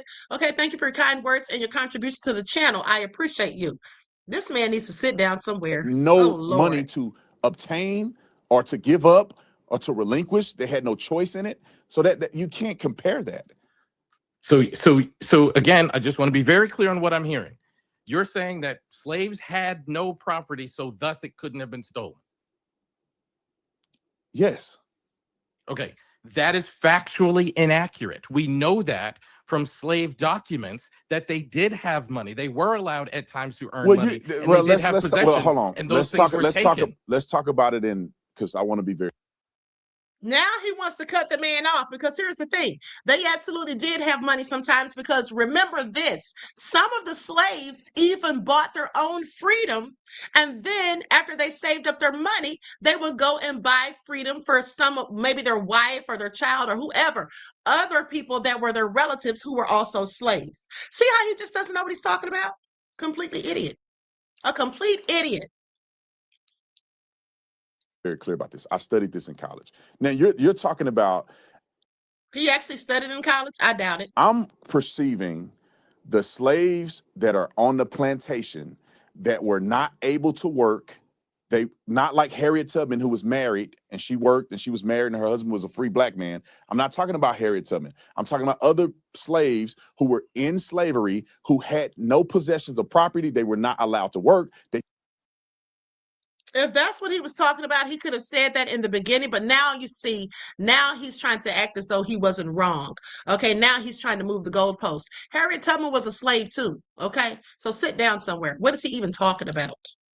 They didn't work in the house. They weren't able to purchase their freedom. None of that. I'm talking about those people. I'm not talking about people who were house slaves, people who were servants in slavery, people like Harriet Tubman towards the end of her life, where she actually lived. Okay, well, why didn't you specify that? Okay, why didn't you specify that, fool? Lived with her husband, who was a free black man and able to work. Some of her family members were free. And so I'm not talking about those particular slaves. So when you look at those particular slaves, some of which who were blacks who owned slaves, like I'm not considering those people. I'm considering the people who had no opportunity to work, therefore they had nothing to build or take away from. So that I can be abundantly clear, I believe you're just demonstrating internalized racism, because when I said, I'm going to tell you, I asked you twice, can you be very clear? Are you saying this? And twice you said yes. And exactly. And see, he doesn't like to be wrong. Let me tell y'all something, honey. This right here, what he's exhibiting, are the traits of a narcissist. He doesn't want any accountability. He doesn't ever want to be wrong. So once you let him know that he is wrong, now he starts to change the goalpost. It's just like that day when someone was talking to him, and then he told them, oh, it was Tesla and Figaro when they were both on News Nation. If you remember, when him and the rude journalists both tried to gang up on Tesla. And then he told Tesla that Ben Crump was a hustler and that he was just about a money grab, and he's never going to come and, stand up for a black child that's been killed by another black child or something like that. And Tesla said, yes, he does. And he has. And she mentioned her cousin. And then he said, well, that's one scenario. It doesn't matter. You just said he would never do it. So now that she names a situation where he did it, now you want to move the goalposts. Okay, because now she just made you look stupid and just proved that you didn't know what you were talking about as per usual. Okay, and then he's like, oh no, that's just one scenario. It doesn't matter. That's one that you didn't even know existed. Okay, clearly. I cannot stand people like that, because what their goal is to never allow you to defeat them. Is to never allow you to win. They keep moving the goalposts, honey, but he wouldn't have that time with me. He would not have it with me, because I'm telling you, I would just roast him for filth, okay? I would have said everything that I'm sitting here telling y'all. I would have told him that and then more. Okay, Amanda says, you really make it clear and grateful for your message. Justice for Nolan. Thank you, beloved. I appreciate your kind words, okay, and your contribution to the channel. Peace, love, and blessings. I absolutely would not even be sitting here entertaining him. That's what I just wouldn't do. I cannot stand this man. And then when I gave you contrary information, you widened it. I'm not considering I widened those it kinds of because I believe that the conversation needs to be deeper than the surface level. Did they gain money or not? Because there's different phraseology. You don't get to listen to this. Now he wants to try to rationalize why he moved the goalposts. Okay, you don't get to move the goalposts. You don't get to set the standard. He asked you a question, and here's the thing. You see, the bottom line is Eliott asked him twice because he was trying to make sure that he doesn't get to come back later and leave himself some wiggle room so he can try to change it or move the goalposts. But he's always going to do that. That's what a narcissist like him will do. Okay, and in my opinion, he's a malignant narcissist, just like his Papa Trump. Okay, just like his daddy Trump. He is a malignant narcissist, just like Trump, in my opinion. Okay? And with his low IQ self. Isn't that what Trump loves to call people? I wonder what Trump thinks about his IQ, because I can assure you it's low. Different phases. There's different people that were in different phases of slavery. Slavery was not all one thing. There were people who were slaves. Dude, we don't need you to tell us about slavery. This isn't a history lesson. You already said what you had to say and you effed up. Okay, now you want to sit there and try to gaslight this man and act like you really knew what you were talking about all along, and now talk about his different phraseology. Sit down somewhere, clown. I would have just went in on him. If he was on my channel, honey, he would never be on here, because I can't stand him long enough to even sit there and talk to him. Okay, Gino Zach, thank you for your super sticker donation, beloved. I appreciate you. Peace, love, and blessings. Okay. T Medical says it's hard to talk to people that take word for word in a conversation. Most people can have a conversation and basically know exactly what each other is saying. No, you can't. You can't know exactly what the other person, you might know what they're saying, but you don't know what they're thinking. And here's the thing. He didn't take word for word. He asked him a specific question, and then he checked with him twice to ensure, is this what you're trying to say? So you're saying this. So this is how you feel? And he agreed to it. Okay, I'm just about to put you on out of here, honey. You can go watch Brandon Tatum somewhere else, honey, on his own darn channel, because you're getting on my nerves. Okay, I don't mind people have their own opinions, but honey, you're just getting on my nerves, okay? You're sitting there trying to defend the indefensible, as far as I'm concerned. All right, I should have been put you up out of here, but I was trying to be nice. But let's continue. Who worked. There were people who were slaves who were given an opportunity to purchase their freedom. There were people who were black, who were once slaves, who then were free and then owned slaves. We can have a broader discussion about slavery. I'm saying the ones who did not have an opportunity whatsoever, that didn't even have a chance at having any possessions could not have possessions taken away from them. If you want to go through black people in general, we have to then talk about black people who own slaves. We have to then talk about. Now he want to go try to talk about black people who own slaves. Okay, sit down somewhere. I think we've heard enough. Okay, I think we've heard enough. Yeah, those black people that owned slaves bought the slaves so they could be treated nicely and live in peace. And a lot of times when they bought slaves, it was their own relatives. Like I said, they were buying their freedom. So sit down somewhere. He's always trying to make black folk look bad. Okay, THG said, I'm sorry. He would try to talk circles with you, Queen. I know he would, but he wouldn't be able to. He would not be able to because, first of all, I would never go on his platform. And if I ever had a conversation with him, it would be on my platform. And on this platform, on this channel, I'm the boss.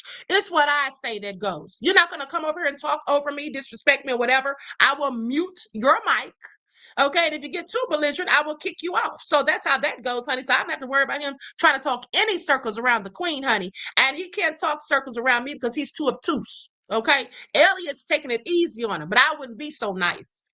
I would be going in on him in a very professional manner. Now, I wouldn't curse him out, call him names or anything, but I would just state the facts very sternly and let him know, don't try it. Okay, you don't get to throw out the reverse Uno card, and if you do, I got to draw forward to come back at you. So sit down somewhere. That's what I would have told him.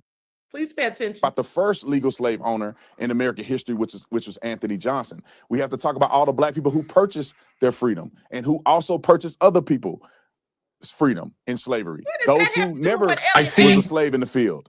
Those who always, in slavery had a different perception or a different. What in the hell does any of that have to do with the fact that Eliott asked you, or he was having a conversation with you about them stealing from the slaves? What does that have to do? What is any of it? This is nothing but a load of BS. Gaslighting at his finest. Okay, honey, I would have muted him so quick, honey. You sit right here and keep your mouth shut, keep your lips sealed, and let me school you real quick one time. Okay, that's what I would have told him. Because you may have gone to Arizona University, you may have gone to college, but baby, what you didn't do is study. Okay, I bet you he didn't graduate college. Because who the hell graduates college and then becomes a police officer? Sit down somewhere. Okay, you could have at least been a detective or something, a captain, or just a regular old on-foot patrol. Sit down somewhere. You don't have to go to college for that. Okay, so I'm pretty sure you didn't even graduate. And if you did, I'm shocked. Okay. Did you retain anything? Because clearly not, from the sounds of it. Now, Regina says, love you, Queen. Keep your feet on their necks. You know I will, beloved. I thank you for your kind words and your contribution to the channel. I appreciate you. Peace, love, and blessings. He needs to sit down somewhere. Like, this man is really so full of BS. Do you all see how foolish he is? He doesn't have any idea, excuse me, what he was talking about. And now that he's been debunked, so now he wants to come out and act like he's just so smart. Oh, we need to first talk about the slaves that owned other slaves. Well, why is that even a question? I thought we were talking about the white folk, the slave owners and the colonizers taking away stealing things from the slaves. I thought that was the conversation. He wants to change the whole narrative. Please make it all make sense. Position in slavery. So it's a dynamic discussion. Our premise was people who had absolutely no opportunity whatsoever should not be evaluated as the same as those who had an opportunity. So the conversation was post-slavery. Focusing on after slavery was abolished, where do we go from here?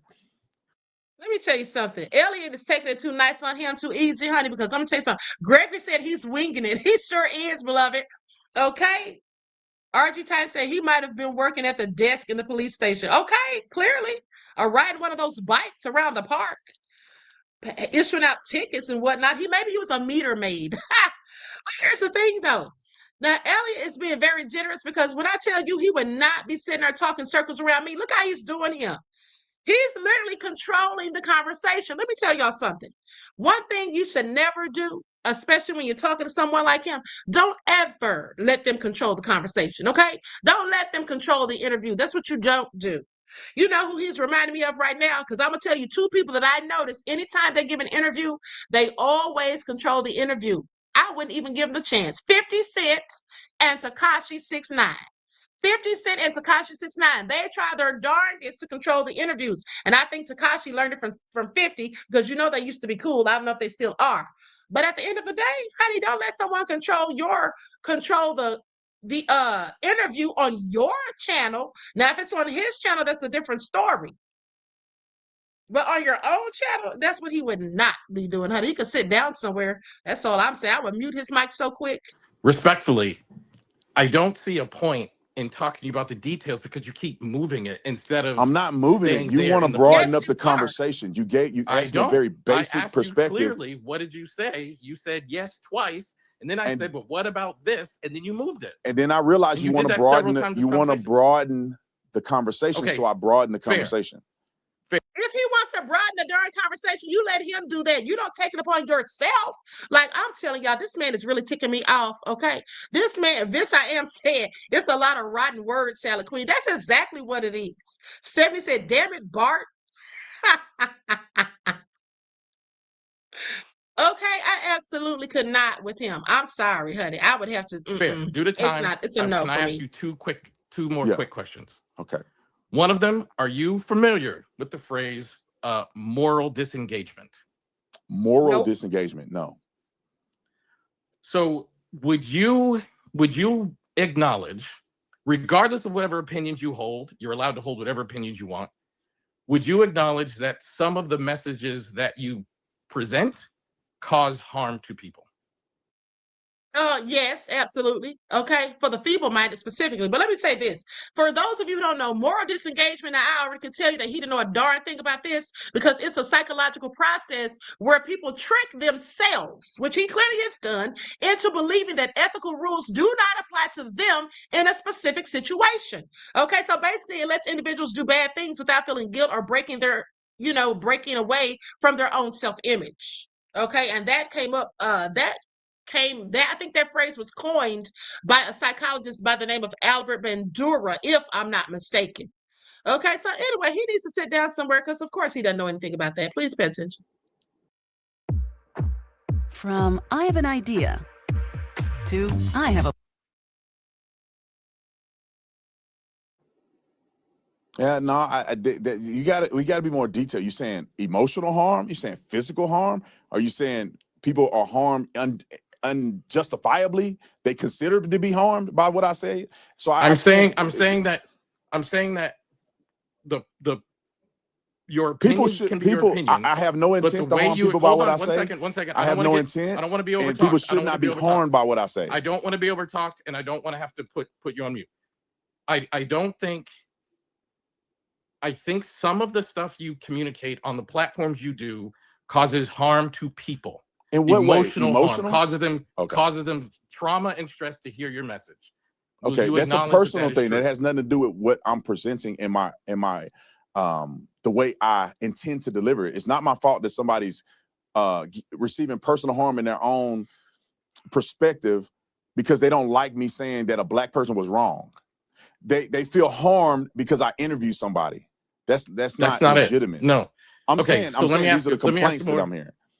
Let me ask you more specific question. If I presented you with evidence of a human being whose life has been harmed by the messages that you've put out, would you change or would you do anything different on how you're putting messages out? Well, it depends because there's no intent for me to harm anybody. You give me a specific example, meaning that if somebody legitimately came to me and said, hey, man, when you said this, it really hurt me and it was materialized, I may consider, depending on what I said, I can't not tell the truth because it hurts you. But if it's something I said, I can rephrase it and it actually caused some harm to somebody and they brought it to my attention, I'm open to that. But for somebody getting upset because they don't like that I criticize people who are having poor behavior because they are black, why does it have to be people having poor behavior because they're black? White people, some white people don't engage in bad behavior. You see, he's so one-sided. He definitely hates black people. Thus, I would have to assume that he also hates himself. Okay? He also hates himself. How could he not? It's not my fault that people are emotional. And the same thing is, some of the things you said, I don't think it's your fault that you said something that hurt my feelings. That's irrelevant. Like, is your intent to hurt my feelings? No. I just have to be a grown man and say, I don't like what you said about me. Let's have. So your feelings are hurt. Oh, okay. Have a conversation. Good. But my intent with my content is just to tell the truth. If people's feelings are hurt because they don't like the truth, then I'm okay with that. And Okay. I know we got to run because I got to do a filming here. I just have literally one more minute, one more question, Okay. and it's about Teslin Figaro. When you are debating and having conversation about issues related specifically to the Nolan Wells case, I've noticed that she has been requesting an interview multiple times. Are you Teslin Figaro? I don't know. Are you willing to sit down with her? You I don't just know was who on that the is. show with her. If I could, He knows who the hell she is. He was just on the show with her 2 weeks ago. I showed you all the footage. Now he's sitting up here lying. He knows who Teslin is. connect the two of you, would you be willing to have a conversation with Teslin?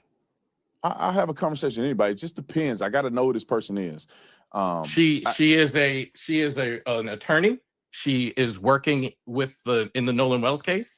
Is She's she the very lady in connected. the comment section I don't know if she's a lady in comment that you section. responded to? I think she said we something should like, refer "I to don't her know by why her Brandon name. won't debate me." Is that her? I think her name is Teslin Figaro. Is that who you're talking about? You responded to her in the comments. She said, "I don't know why Tatum won't debate me." No, she said, "I don't know why Tatum won't debate me or something, but he debates you." And you said you can answer the question. Is that she's a black lady? She is a black lady, correct? Would you be willing to? I think we're talking about the same person. I know who she is. I just didn't know her name. But it depends, man. She's super ghetto and disrespectful. Wow. Wow. Did you all hear that? He said she's super ghetto. Oh, really? Well, your wife's a super Karen. How about that? I know he didn't. That's what we're not going to do. No. She's not super ghetto, nor disrespectful. I've been on an interview with her.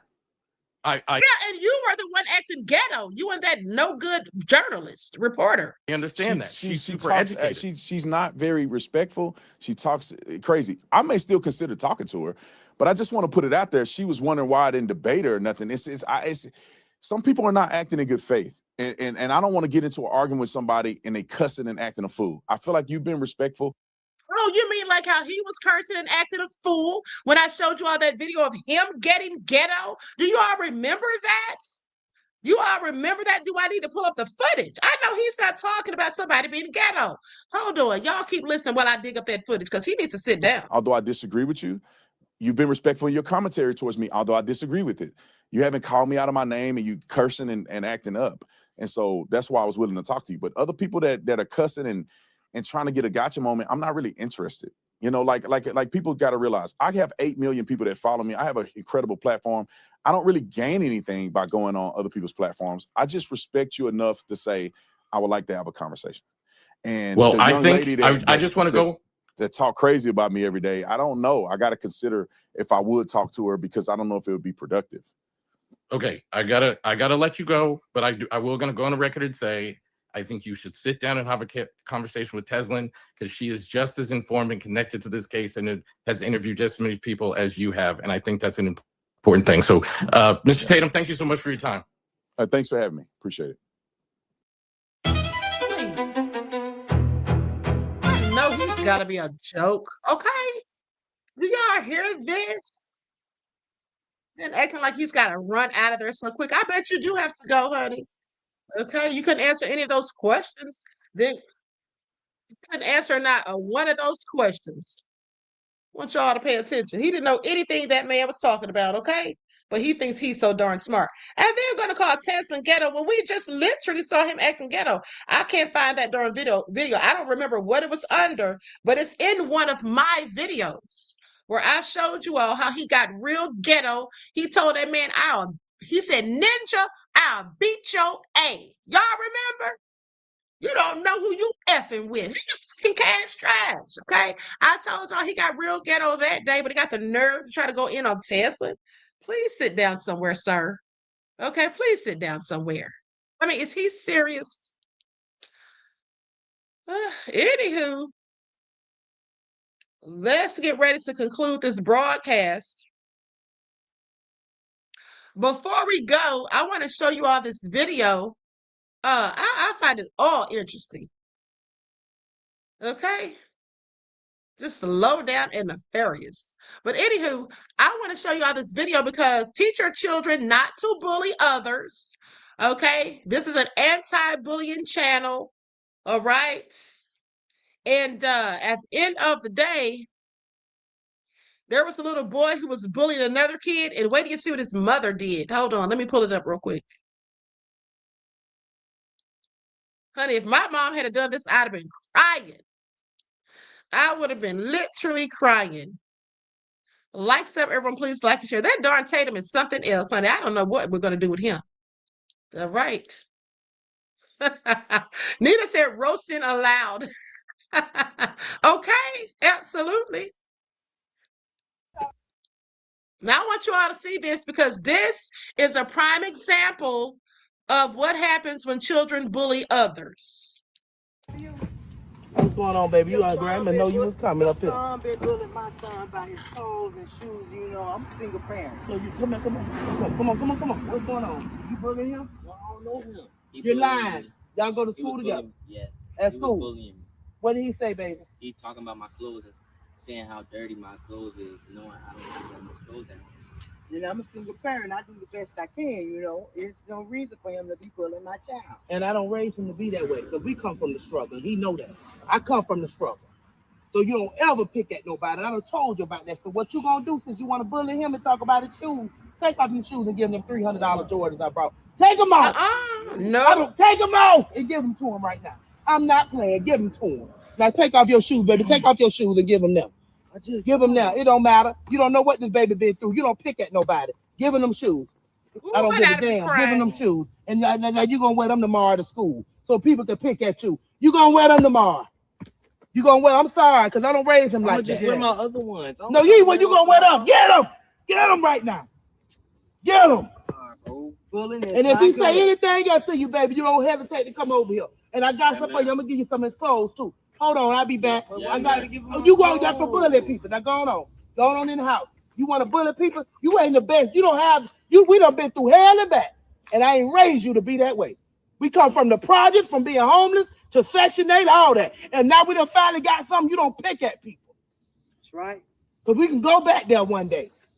Now go on in the house. I'm gonna give you some clothes and you ever tell them sorry. I'm sorry. And you better mean it. Now come on, you ain't getting them shoes back. You hold on, I'm gonna give you some stuff. And when I tell you, honey, if I was a kid, I'd have been crying, honey. Not about $300 Jordans, mommy, no. Mommy, no. Say it ain't so, honey. I bet he won't be bullying anybody else. Was he serious? Picking on the little boy about his clothes and stuff. You know, I never did such things when I was in school. Okay, I was a sweet little child. Unlike some of you all in the chat, nefarious selves. Anyway, okay, so you all told me, yes, that is a great mother. Now, you all told me to watch the analysis at the end. Okay, so let's go back to it. Let's roll it right back because I didn't know he was going to do an analysis at the end, and I sure want to hear it. Okay, what does he have to say about tap dancing Tatum? This rage-baiting self. This man is something else. I absolutely cannot. Not that he said she's real ghetto. Did y'all hear what he said about Tesla? She's real ghetto. I like his nerve.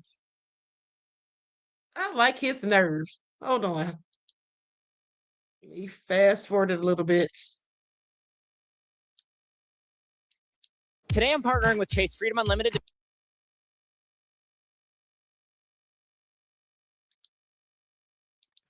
I don't know what I think so far of the interview.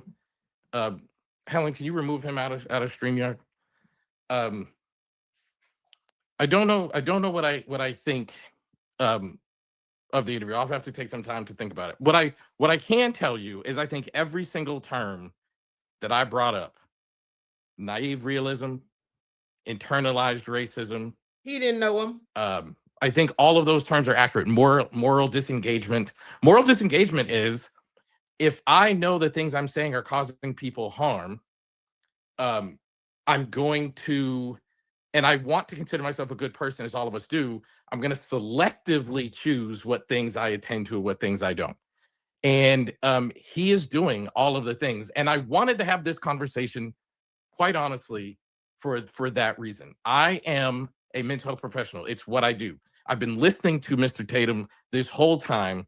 And I've been hearing it through a clinical lens. And I can see not just the grift, but I can see how he's doing it. So what was important to me to do today was to have a conversation where you could see what he's doing in real time.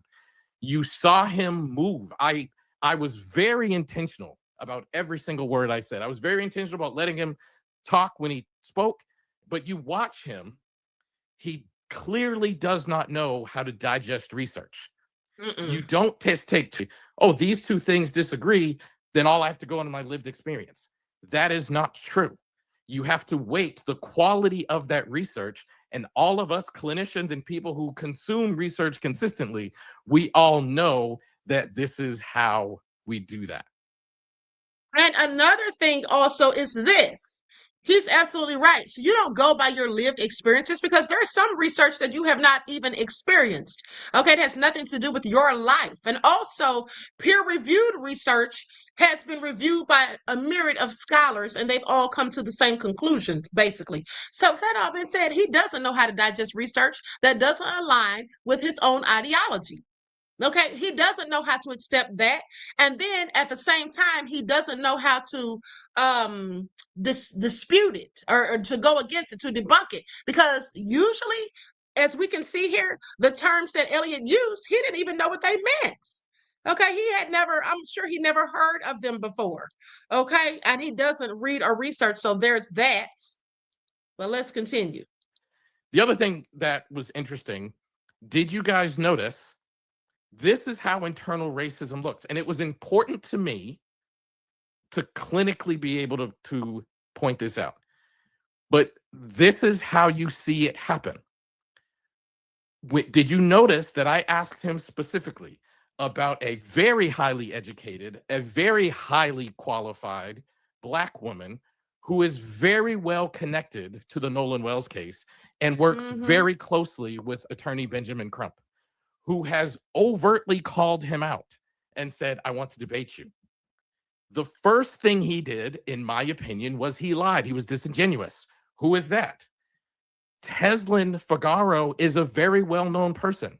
She delivers news on CNN, Fox News, and The Breakfast Club very consistently. We know that he knows who she is. He was just on a show with her on News Nation literally 2 weeks ago. So of course he knows who she is. And then I want you to pay attention to how he gave himself away too. Here's how he gave himself away. When he asked Eliott, is that the woman who was in the chat that was saying, why won't he debate me? And you answered her. And then he said, well, I answered a lot of people in the chat. Now, he didn't say yes or no. Eliott told him, I answered a lot of people in the chat, or I answer a lot of people in the chat. And then Tatum was like, yeah, I know her. I just didn't know her name. How do you know that's her if you didn't know her name? Because he never said that was the same person. Okay, so sit down somewhere. That's how you know that he knew who she was all along. How did you just be on a show with this woman 2 weeks ago trying to go in on her? You and the Karen anchor, y'all just tried to tag team her because y'all didn't like her talking points. Please. And I'm going to tell you why he doesn't want to debate her. He doesn't want to debate someone like Teslin, because Teslin will give him the business, because she's not going to hold back. She's not going to let him sit there and ramble on and try to carry, and lead the interview. She's not going to let him do it, period. And she's not going to let him talk over her. Okay? She will mute his behind just like I would. He knows it. He doesn't want to try to debate someone like that. So instead, he'll just make up the excuse, oh, she's ghetto. Please sit down somewhere. Your mama's ghetto, and so's your wife. Your Karen wife's ghetto. How about that? He's interacted with her several times, and she has called him out publicly several times. So he is asking us to believe that he has noticed Eliott Connie and his content and knows my name and knows me well enough to interact with me, but he doesn't know hers. And he doesn't know who this person is. Then he says disrespectful, rude things to her. Oh, you mean that super ghetto person? And he says, I'm not willing to engage with them because they talked about me in this way. This is how the grift works. He just moves his position very, very consistently. And I will close by saying this. One of the most accurate phrases, that's why I spent the most time talking about it, and the conversation to a large degree went exactly how I expected it to go. I did not expect him in any way to say, oh, wow, Eliott, you're making a great point. I acknowledge that point you made. But I wanted to do this interview so that you guys could see psychologically what is happening here. And the most important phrase that I think fits is what I refer to as naive realism, which basically means he's I delusional. believe my subjective experience represents the true experience, and people who hold that position are people who refer to themselves and who are next to authoritarianism. And you can see that he does that. That's why he wants to go by Officer Tatum when that's a job he no longer holds. Authoritarianism matters when it's connected to his identity. And all of you need to acknowledge that if he does say to me, Eliott, oh, there is racial bias in policing, then a lot of his platform crumbles. And then lastly, he's getting social rewards, and social rewards are things like attention and money for having these positions. When you are in that position, your brain experiences contrarian information to your beliefs as an existential threat. And it responds to that existential threat by doing what we call identity protective cognition, which your brain says, I can't accept that threat because my entire psyche would suffer. So I have to protect my cognitive identity. And by the way, all of you think like he is lying and he's doing this, like he's aware. Existential threat defense, identity cognitive protection, that happens on a subconscious level. So he is very much not lying. He actually believes that he is being objective. He actually believes that he's doing these things. He is absolutely not aware that these things are happening. So thank you guys so much for being here. It was really important to try to have this conversation. I hope I did you guys justice. Yeah, that fool, he doesn't even realize his own stupidity, because at the end of the day, our subconscious mind, 95% of our brain is controlled by the subconscious mind. Hold on. And so clearly, Rage Batum Tatum doesn't know what time it is, okay? But I like how he'll sit up there and try to move the goalposts once he sees that he doesn't know what the hell you're talking about. Okay, and he doesn't know how to work his way around it. So now he wants to talk about you're trying to broaden the conversation, so let me just do it for you. Sit down somewhere. Okay, we're about to be out of here, but I want to say this. Absolutely delusional, beloved. Absolutely. Okay. He's also funny at the same time, though. He's never has anything good to say about Black folk. Please pay attention, unless it's some conservative like Clarence Thomas. But I'm still torn up about them having this little sham of a memorial out there on Horn Island with the candles and all of that. Okay, they need to sit down somewhere, because first of all, we're pretty sure that Nolan didn't lose his life on Horn Island. All right, so why are they putting it there a whole month and a half, almost 2 months later? Like, miss us with it. And Nolan's birthday is August the 19th, mind you. Same day that Carmelo will be returning to court. And we'll be covering that on this channel.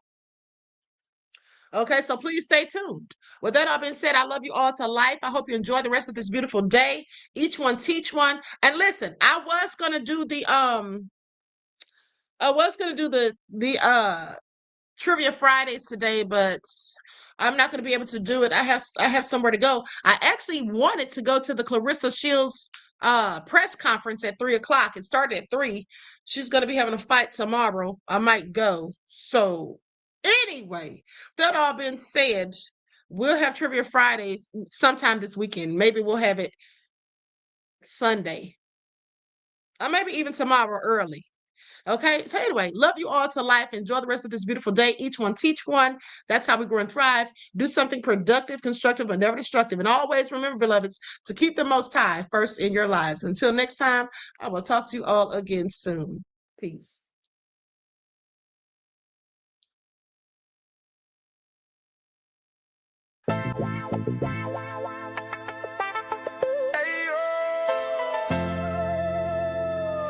Everybody watch out. Here come Officer Race Batum.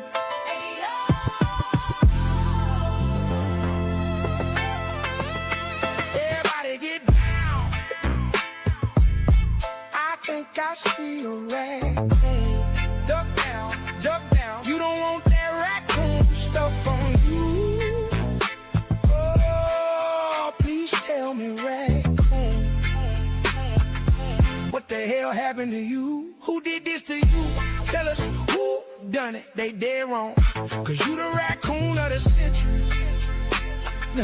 Never nothing good about your own people, never from you. You even said on your mask you deserve that. I'm been done with your beta mask. Oh, now you capping for them folks. Who you call the boys? Shut up. Shut the hell up. Please sit down.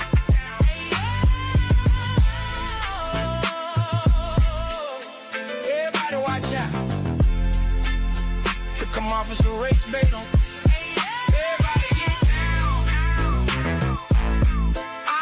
I see the raccoon. Duck down, duck down. You that want that raccoon stuff on you. Oh, please tell me, raccoon, what the hell happened to you? Who turned you? Who got in your ear? You used to talk one way, now you singing for the other side. You the raccoon of the century. Nothing good about your own, never from use on your mask. You said she deserved that. I'm done, been done with the whole beta Mac.